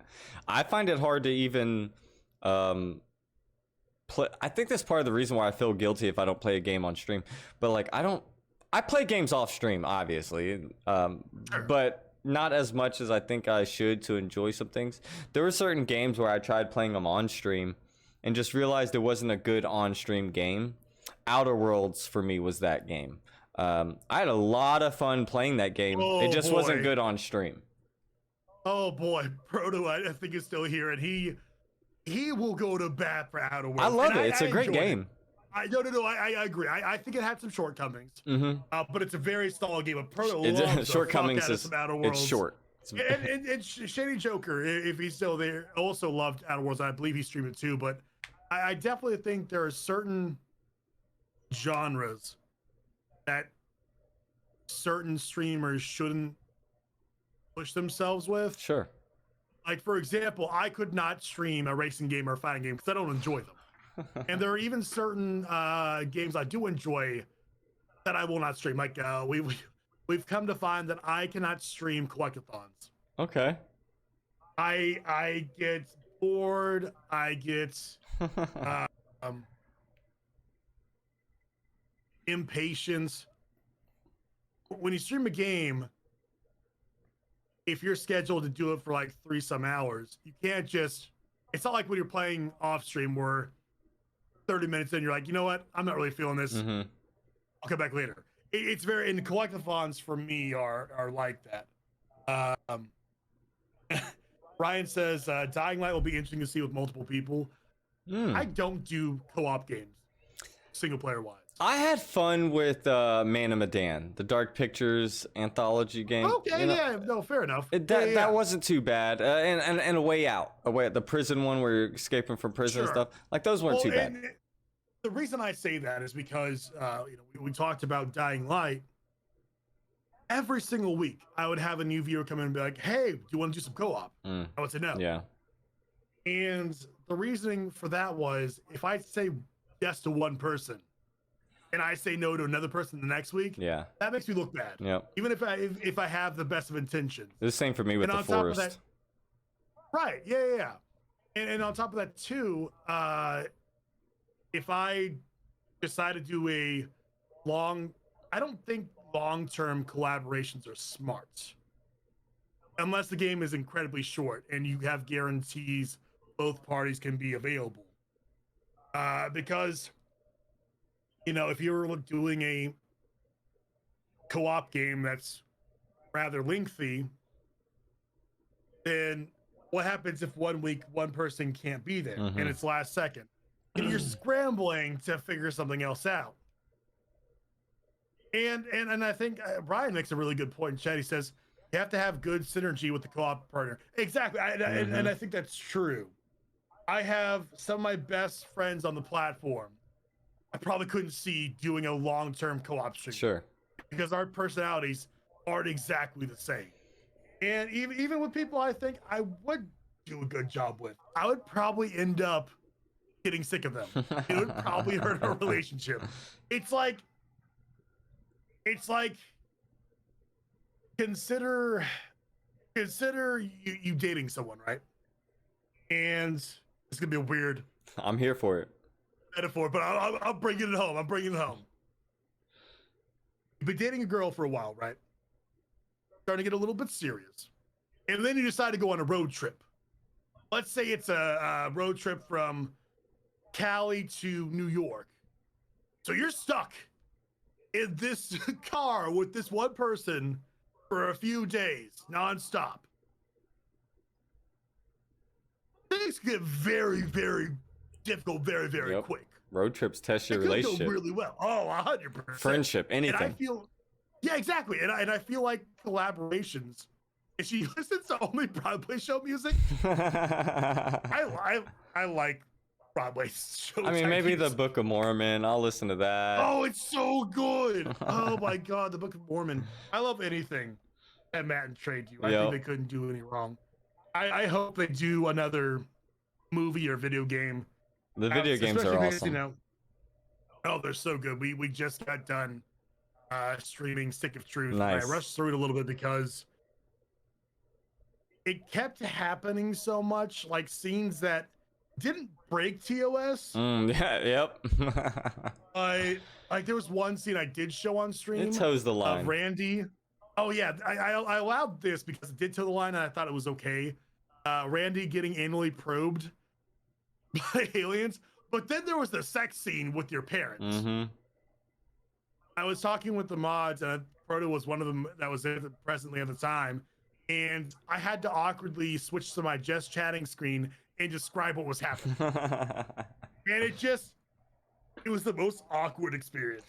And I think that's why some games it's smart that they added a viewer or I'm sorry, a streamer mode like Cyberpunk. yes, yes, agreed. I didn't know that getting into Cyberpunk, and luckily I wasn't streaming Cyberpunk when I first loaded up the game. Like, so when I started streaming it, I knew about the penis. You know, I knew that was gonna happen, right. but I saw so many clips of people who did not know that was gonna happen. And then it's like, oh no. Well, here's what I learned from the experience. According to TOS, if a game, because it's considered to be arts, right? Sure. If a game has an unavoidable, unskippable nudity scene, it's okay. However, if you purposely manipulate the game Yes. in order to bring nudity on, Yes. that is breaking Yes. TOS. So it's a weird fine line, and it's hard to say exactly because Twitch is so inconsistent on their TOS guidelines. So where another example probably that we discussed in regards to games I thought about streaming, but ended up putting it on the back burner would be Proto. What was the one where like the final boss is Satan and his dick's hanging out? Dante's Inferno. Oh man, that game! Wow. Yeah, so it's one of those things where it's unavoidable, but the final boss, it would probably take like 10. Thank you, Proto. The final 10 minutes, or the final boss would take about 10 minutes, right? And then like even going back to the South Park game, the final boss was Princess Kenny, and you had the head of some organization, his dick out the entire time, and it was like a 20-minute boss fight. I'm just like, at what point am I, just asking for trouble? Right. And it's so hard because, at one like I said point, beforehand, are you not playing a game anymore and you're just showing a dick on the screen? Exactly. Like another thing, for example, when it comes to TOS is multi-platform streaming. And this is actually fresh in my mind because I looked into more of this today. On TikTok, I have the Go Live feature because I have over 1K followers on there, right? Nice. And I stream on there, saying I'm streaming on Twitch right now, yada, yada, yada.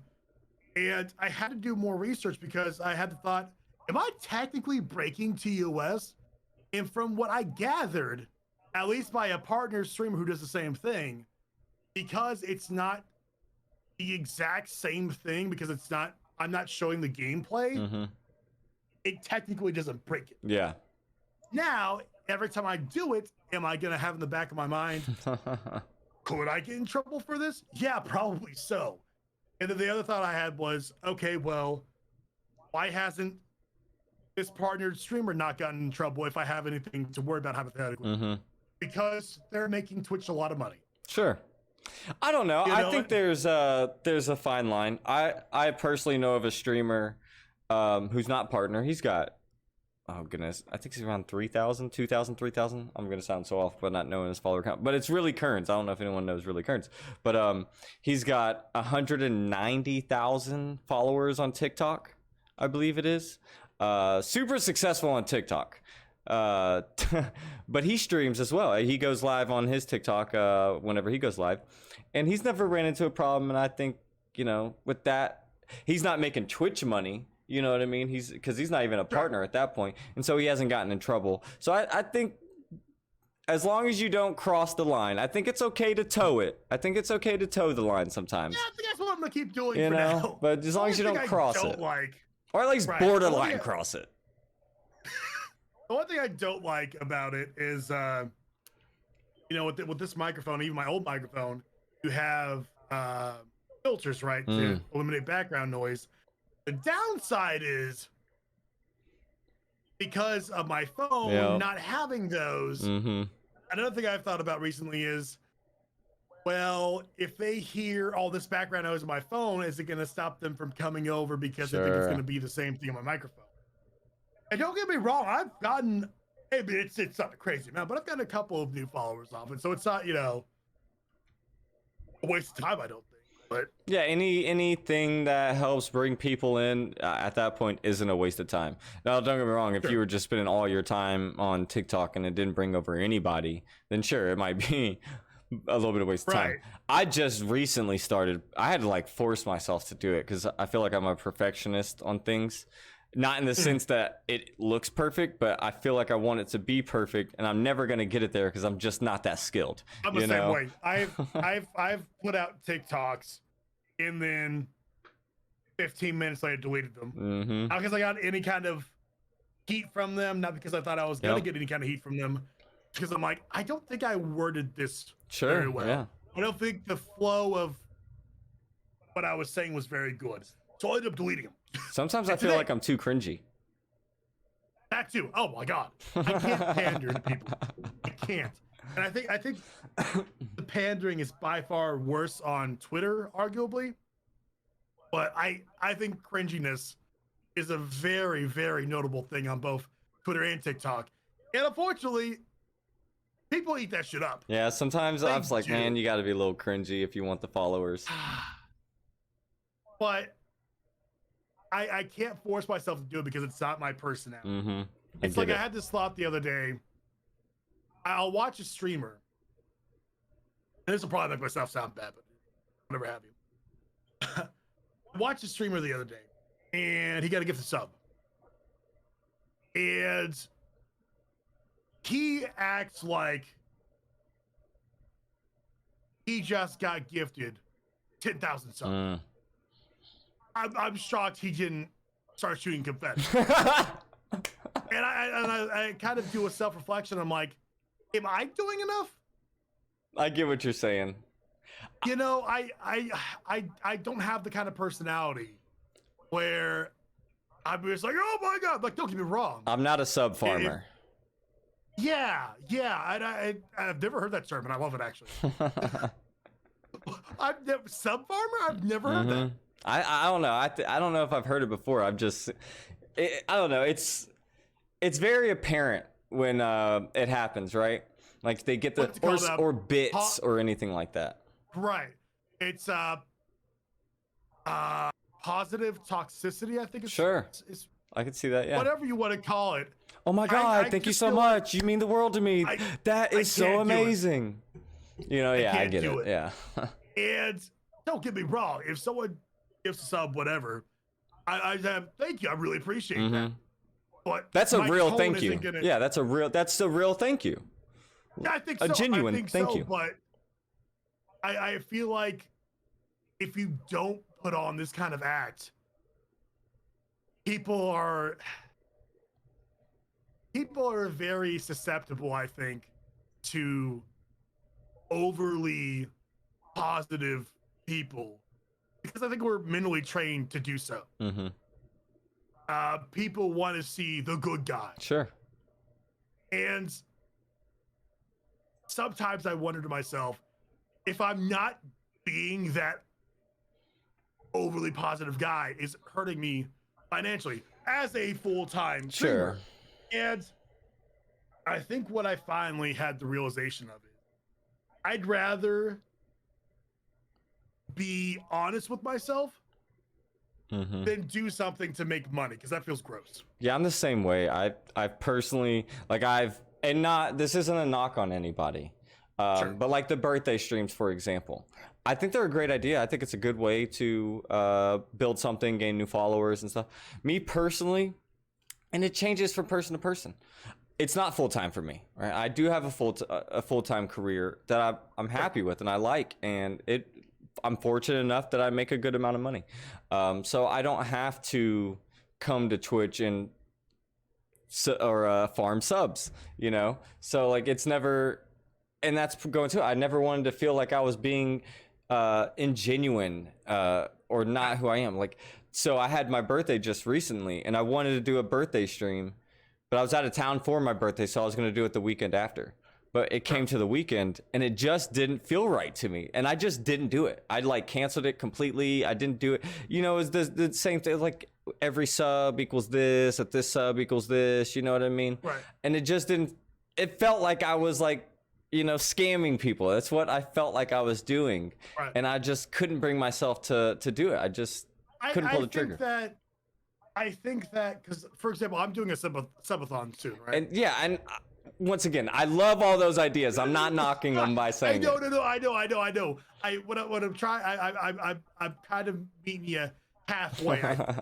I think that you can be honest and not feel bad about Sure. it. You know, if there's a difference between positive toxicity and just giving people options. Sure. As long as you're not taking those options and sinking it down their throats.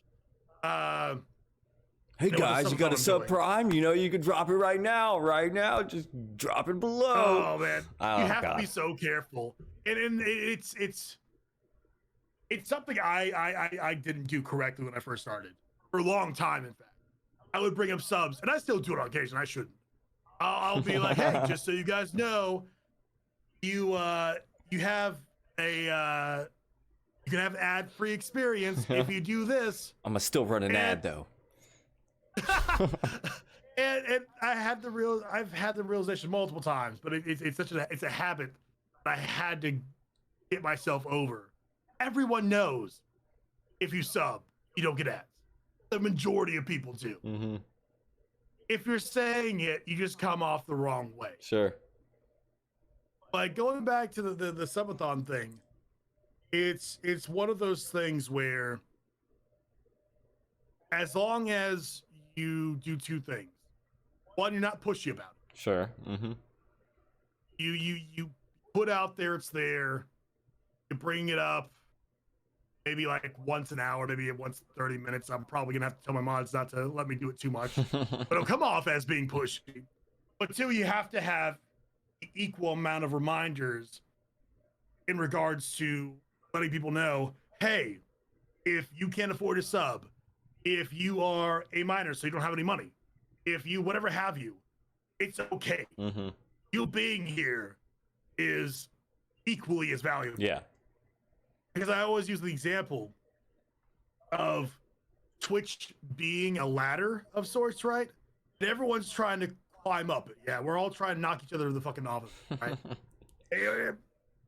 Figuratively speaking, not literally trying to be aggressive, but and the higher up the ladder we are, the more likely we're going to be seen. Because the higher up the ladder we are, the more viewers we have. Because that's how Twitch promotes itself. It has the recommended channels thing that kind of fights that a little bit. But overall, most of the time, people are going to see you because you have a lot more viewers than other people. No, I get that. And I don't know. I think Twitch viewers are aware of it. I don't know. As a viewer myself, like, they're the people I see do it, and it's like it comes off so naturally, and it didn't seem pushy or whatever, you know. And it's like, oh, hey, great reminder, I should do that. You know what I mean? So it's like, I don't know. I'm trying to find the middle ground of it, and I get what you're saying as well. You know, agreed, 100%.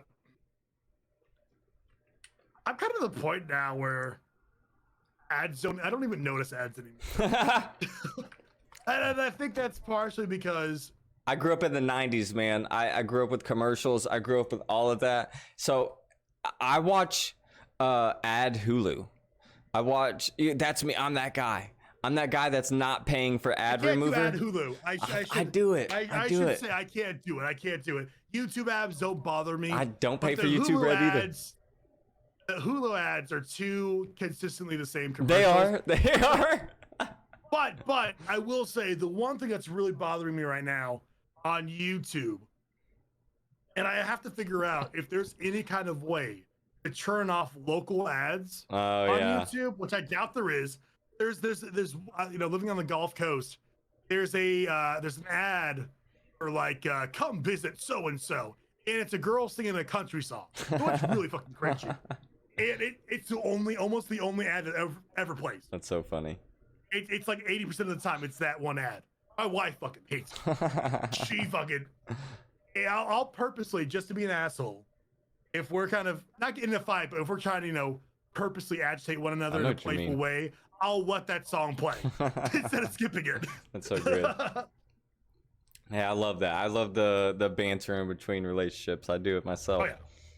But we are coming up close to near the end. So near the end of every stream, I have a couple more questions, obviously, but we like to open the floor to the audience. So if there's any questions you have for Bargain or myself, I'll answer some questions as well. I don't mind. Leave them in chat. And yeah, we'll get to them. But a couple things I wanted to ask you before we get over to that. What's your next big streaming goal that you have in mind? You know, for the longest of times, if I were to answer that, it would be partner, right? Mm-hmm. And I think I've kind of gone away from that because there are some benefits to being partnered on Twitch, primarily not having the bitrate cap. That'll be really helpful. But of course, it'll depend on what my internet's like. Like I might be able to increase my bitrate, but I don't know exactly what the equivalent of my upload speed on my internet's going to be in comparison to that.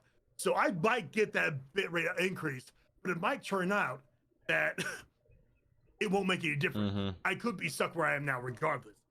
Other than that, the unless Twitch offers or you get an agent, the sub splits in regards to you and Twitch does not change. Mm-hmm. That's a huge misconception a lot of people have. Yep. It's always 50-50.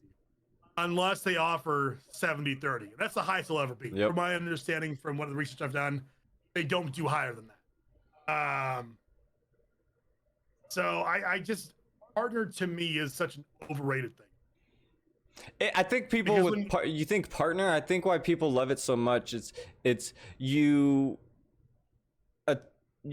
combine partner with the viewership, right? You know, like, well, if I'm partner, right, I have this amount of viewers. You know, so like, and what you can do with that at that point. Well, and here's what I always warn people too. I think that what can be such a dangerous thing are these affiliate pushings and these partner pushes, right? And what happened is, if you spam everywhere, hey, I'm on this partner push, let's get me to partner. And I've seen it 1,000 times over.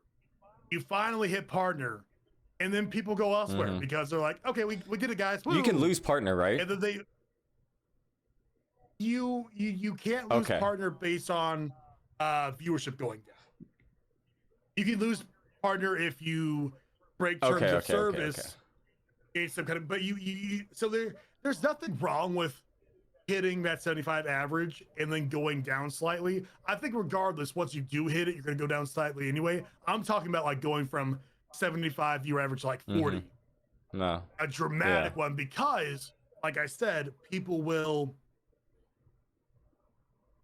once that achievement happens as a community, they'll go elsewhere and be like, all right, I helped him get the partner. Who else could I go find? It happens a lot more than a lot of people realize.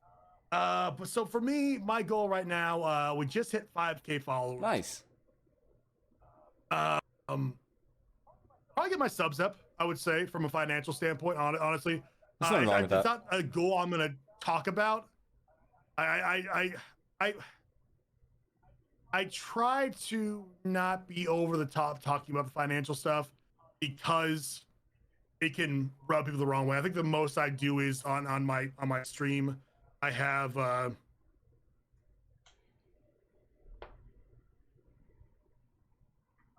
guess my wife ordered pizza. Hopefully for me too, otherwise she's just not ordering for herself, because that would be awful. The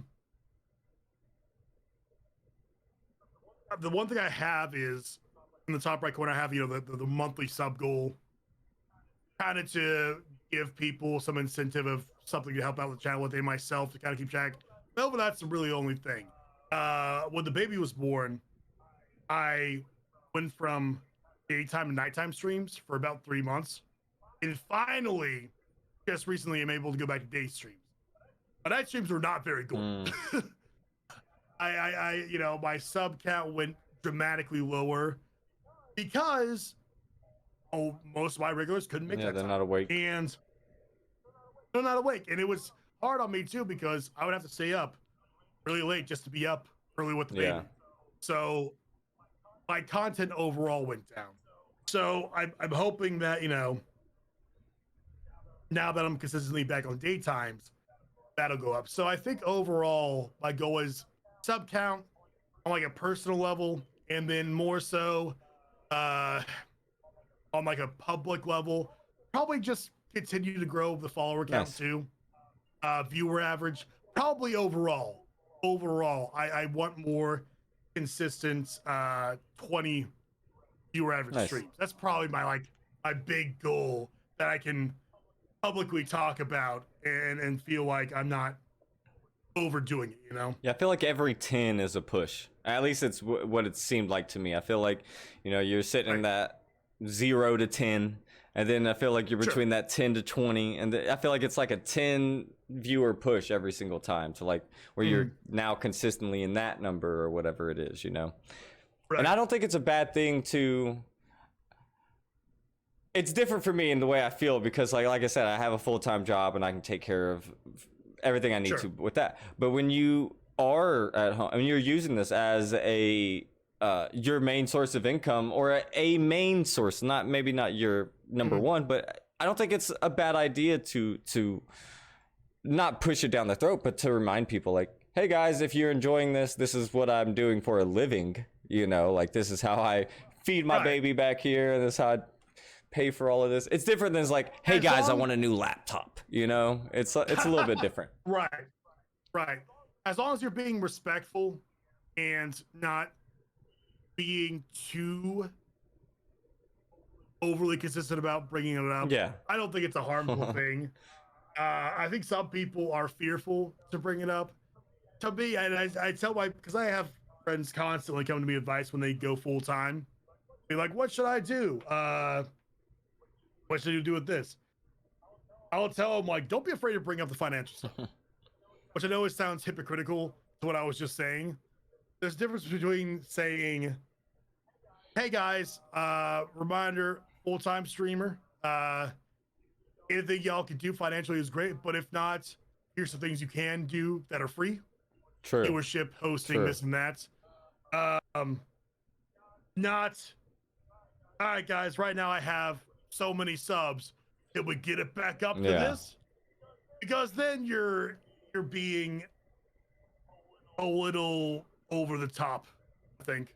Oh, hey, I've seen those Twitch clips of streamers who, I don't remember who they were, but it was this one lady in particular that she had like a certain amount of subs the last month, and now it was this month she didn't have the same, and she was almost like dissing or going off to the people in chat for not subbing, and was like, I'm gonna not even stream or not do my face cam or so. It was something ridiculous, like threatening them. I've seen things of that nature too.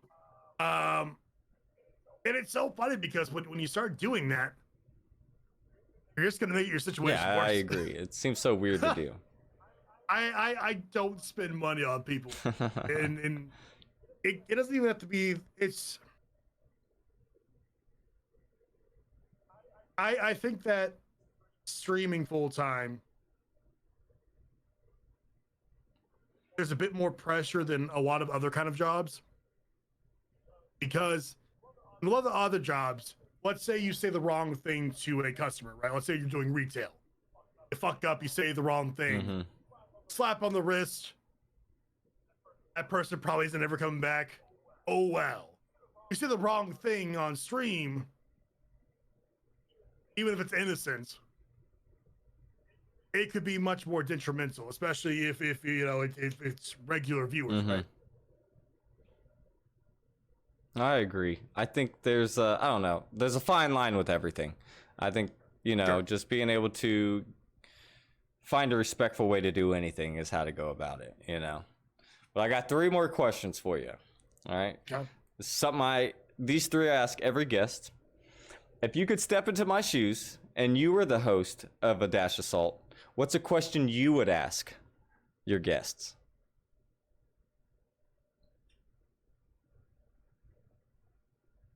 Trying to think of someone that hosts his own podcast. I think I'd have something. Hey, I'm not going to take it as a diss. If anything, I'll take it as a compliment, I think an intriguing conversation point would be asking people if they use other social medias to promote themselves, to do whatever, and just kind of going over the successes of those. So for me personally, Twitter and TikTok, I think, are the most important ways to promote yourself, social media wise. Instagram, I think, is a waste of time, personally. Yeah, it's its own viewership. I think it could work with YouTube. I don't know so much about Twitch. YouTube's funny, and I know that's not what you're saying, but YouTube to me is funny in regards to promoting yourself. If you just put re-uploads unedited of your streams, no one's gonna watch those. They're not. That's why I recently finally, I mentioned Ryan earlier, who's editing my Skyward Sword walkthrough. I'm finally starting to upload content on there because I have someone edit them. Now my podcast episodes, yeah, it's different. Yeah, I let that go all the way runtime, but that's a natural thing, right? You want that to be unedited, of course, unless something happens. Like, yeah, like, all right, that part we're gonna just take out and hope no one ever notices again. And the other thing too, I think, with YouTube Shorts, have become a very useful tool to promote your streams. No, I agree. I don't think they're like the level of TikTok, but that's a untapped market a lot of people have not tried using. Give it up to YouTube for pretty much hitting every market that you can hit there. They've taken something from pretty much every successful social media and put it into their form, like with the videos, with the obviously I don't know the algorithms of everything. I feel like that's confusing to everybody forever since YouTube's existence is the algorithms. But yeah, they've done a little bit of everything. They had the stories, and now they have the shorts, and yeah, they're doing so many different things and gaming, they have YouTube TV, they have the live, like there's so many things that they're doing that it's the reason why they're still one of the top websites in the world. So agreed. And then you have Twitter that's attempted to do a similar thing to copy off other social medias. It has not worked. Fleets. They're removing, I think, now. Like next week, I think it's gone. I didn't realize it was that soon, but yeah, I think the 3rd. And now they're trying to test out dislikes. Oh, I just saw that this is not Reddit. Like the Reddit upvotes, and oh man, that is the dumbest thing to me. I think that's gonna be gone sooner than Fleets. Probably. I'm not gonna miss Fleets either. I think that it's whatever. I used it a couple times, and then I realized no one really ever tuned in. Or it's what you would expect, like if you have Snapchat, and then you got too many friends on your Snap, you're just like pressing it, and you're just like, let me just get through these so I don't have to see them up on here anymore. Well, and I think the biggest problem, and after this, if you didn't have any more questions, Bubbles had a question in chat. The biggest problem I would see is people just screenshotting their tweets and then putting them in fleets. Yeah. And I'm like, that's redundant. A tweet into a fleet. Shit. yes. And I'm like, why? It almost became like that was almost their way of promoting it. It was really weird. And it goes back to Twitter's algorithm themselves. It's like, I feel like my tweets get lost in certain people's feed, same as when I don't see everyone's tweet, because I'll watch a streamer and they'll be like, yeah, I tweeted it out earlier or whatever, and I'm like, oh, I didn't even see that. Like I have to actually click on that person and like go to it. And Right. you know, it's super weird. Their algorithm is super weird, but yeah. So another question. Who is a streamer that you would like to see on a Dash Assault? I always try and reach out to other people, but I think the best people to ask are people who are already on. So he stopped in, and I told him to because I wanted him to. I'll try to get you guys paired up. Shady Joker. Okay. That's something for me. I think he would be a great choice. Nice. I don't know how he's been on my podcast before. I don't know how many other times he's been interviewed outside of that, so I won't speak for him. But I think it's such a important thing to do. I think that podcasts and interviews, especially here lately, I've been really putting a priority on. It's such an easy way to get your name out there. Yeah, super easy. Especially if it's a done like you're I like your setup. It's very well done. If I go on someone's thing, well, of course I always if I get offered something and I go on their channel and it looks like shit, I'm gonna say no. Yeah. But if it's at least halfway decent, I'm probably gonna say yes. And if my wife gives me permission, of course, time restraint wise, I'm gonna say yeah because I think that to be successful, you have to have your name everywhere possible. But I also think that there's a fine line that you have to, like, for example, spamming your link all over Twitter. Bad idea. Mm-hmm. I made a post. I made a tweet about my co-host for my podcast from this past season having to leave the show for the next season. It's some random dude have been spamming his link on everything and posted on there. I'm like, oh, dude, you really don't want to do this. What the and hell? All the That's replies in the that comments? yeah. That's I'm so the replies weird. And shit. And everyone responding to it was like just memes, being like, Yeah, that's so weird to do. But it's. I don't think it's that person's fault. I think it's more of the standard "let's grow together" tweets you see, true. or the ones on TikTok. I think that a lot of new streamers are misled by those. I agree. Yeah, they think that's how to grow, and I'm, it's an unfortunate thing because I mean, when I first started, follow for follow, supports for sports, it's an overly talked about conversation, but I was, thinking that would work, and spoiler alert, I can tell you it doesn't work. No, it does not. I did it for a small amount of time, but I got a lot of followers from it, and I still am losing followers consistently. But I'm also getting a lot of followers because now I'm, doing it correctly. Yeah. But The original. where I'm at, right, the original ones are all following up because either they're like, hey, this guy never hit my channel, or B, they're inactive accounts. That's the biggest thing about there's natural follow for follow. Like, and it shouldn't even be called that.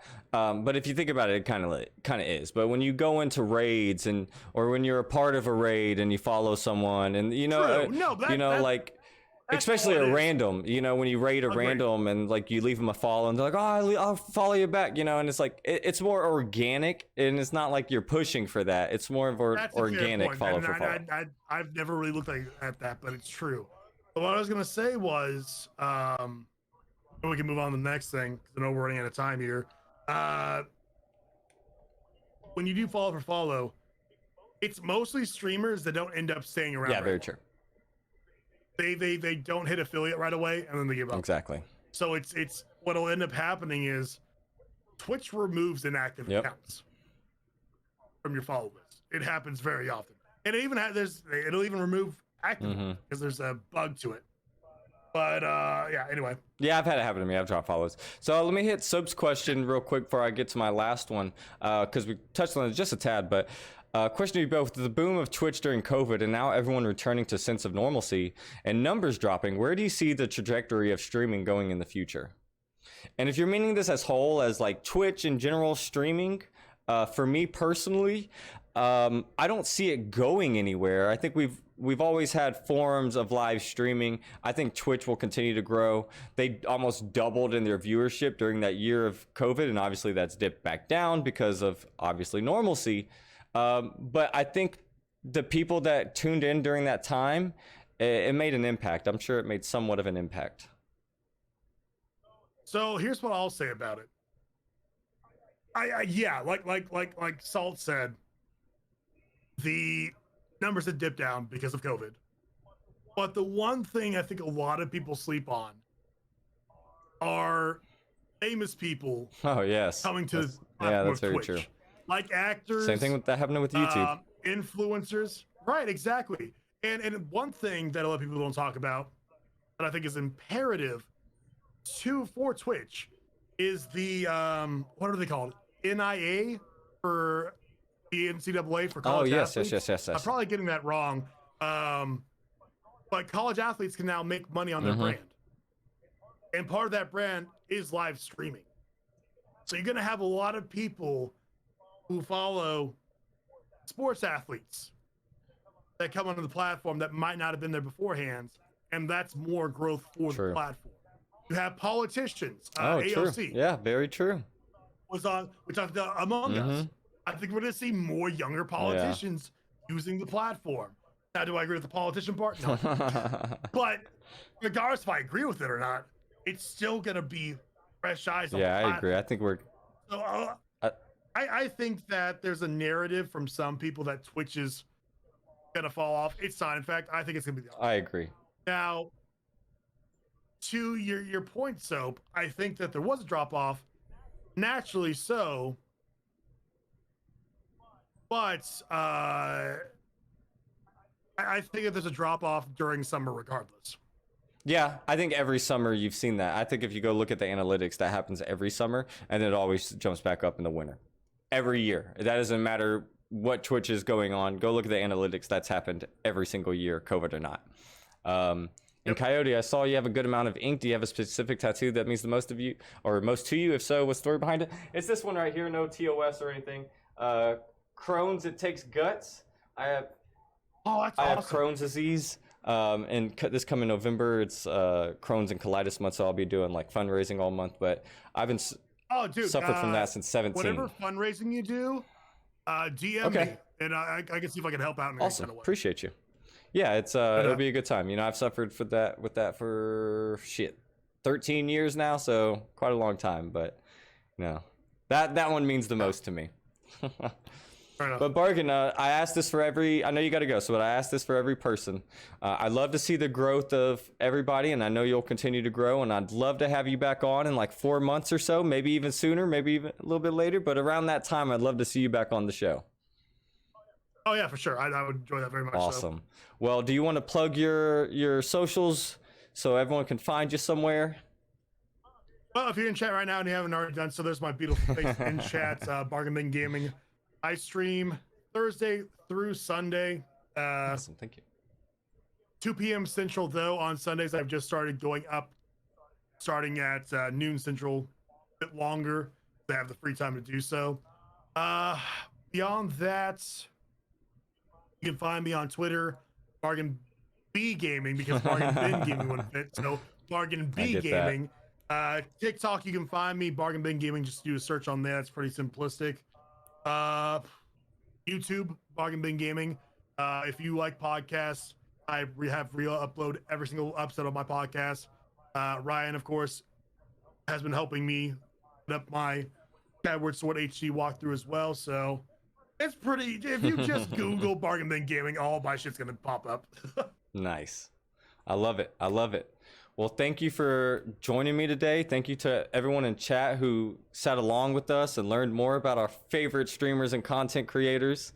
I'm a true fan of everything you got going on back there, and especially with football season coming up, I'm gonna have to tune in more so we can have a little bit of friendly trash talk. Oh, no doubt about it at all. Well, thank you, my man. Have a good night. Go eat some pizza. Enjoy your family. Oh yeah, you as well, buddy. See you later.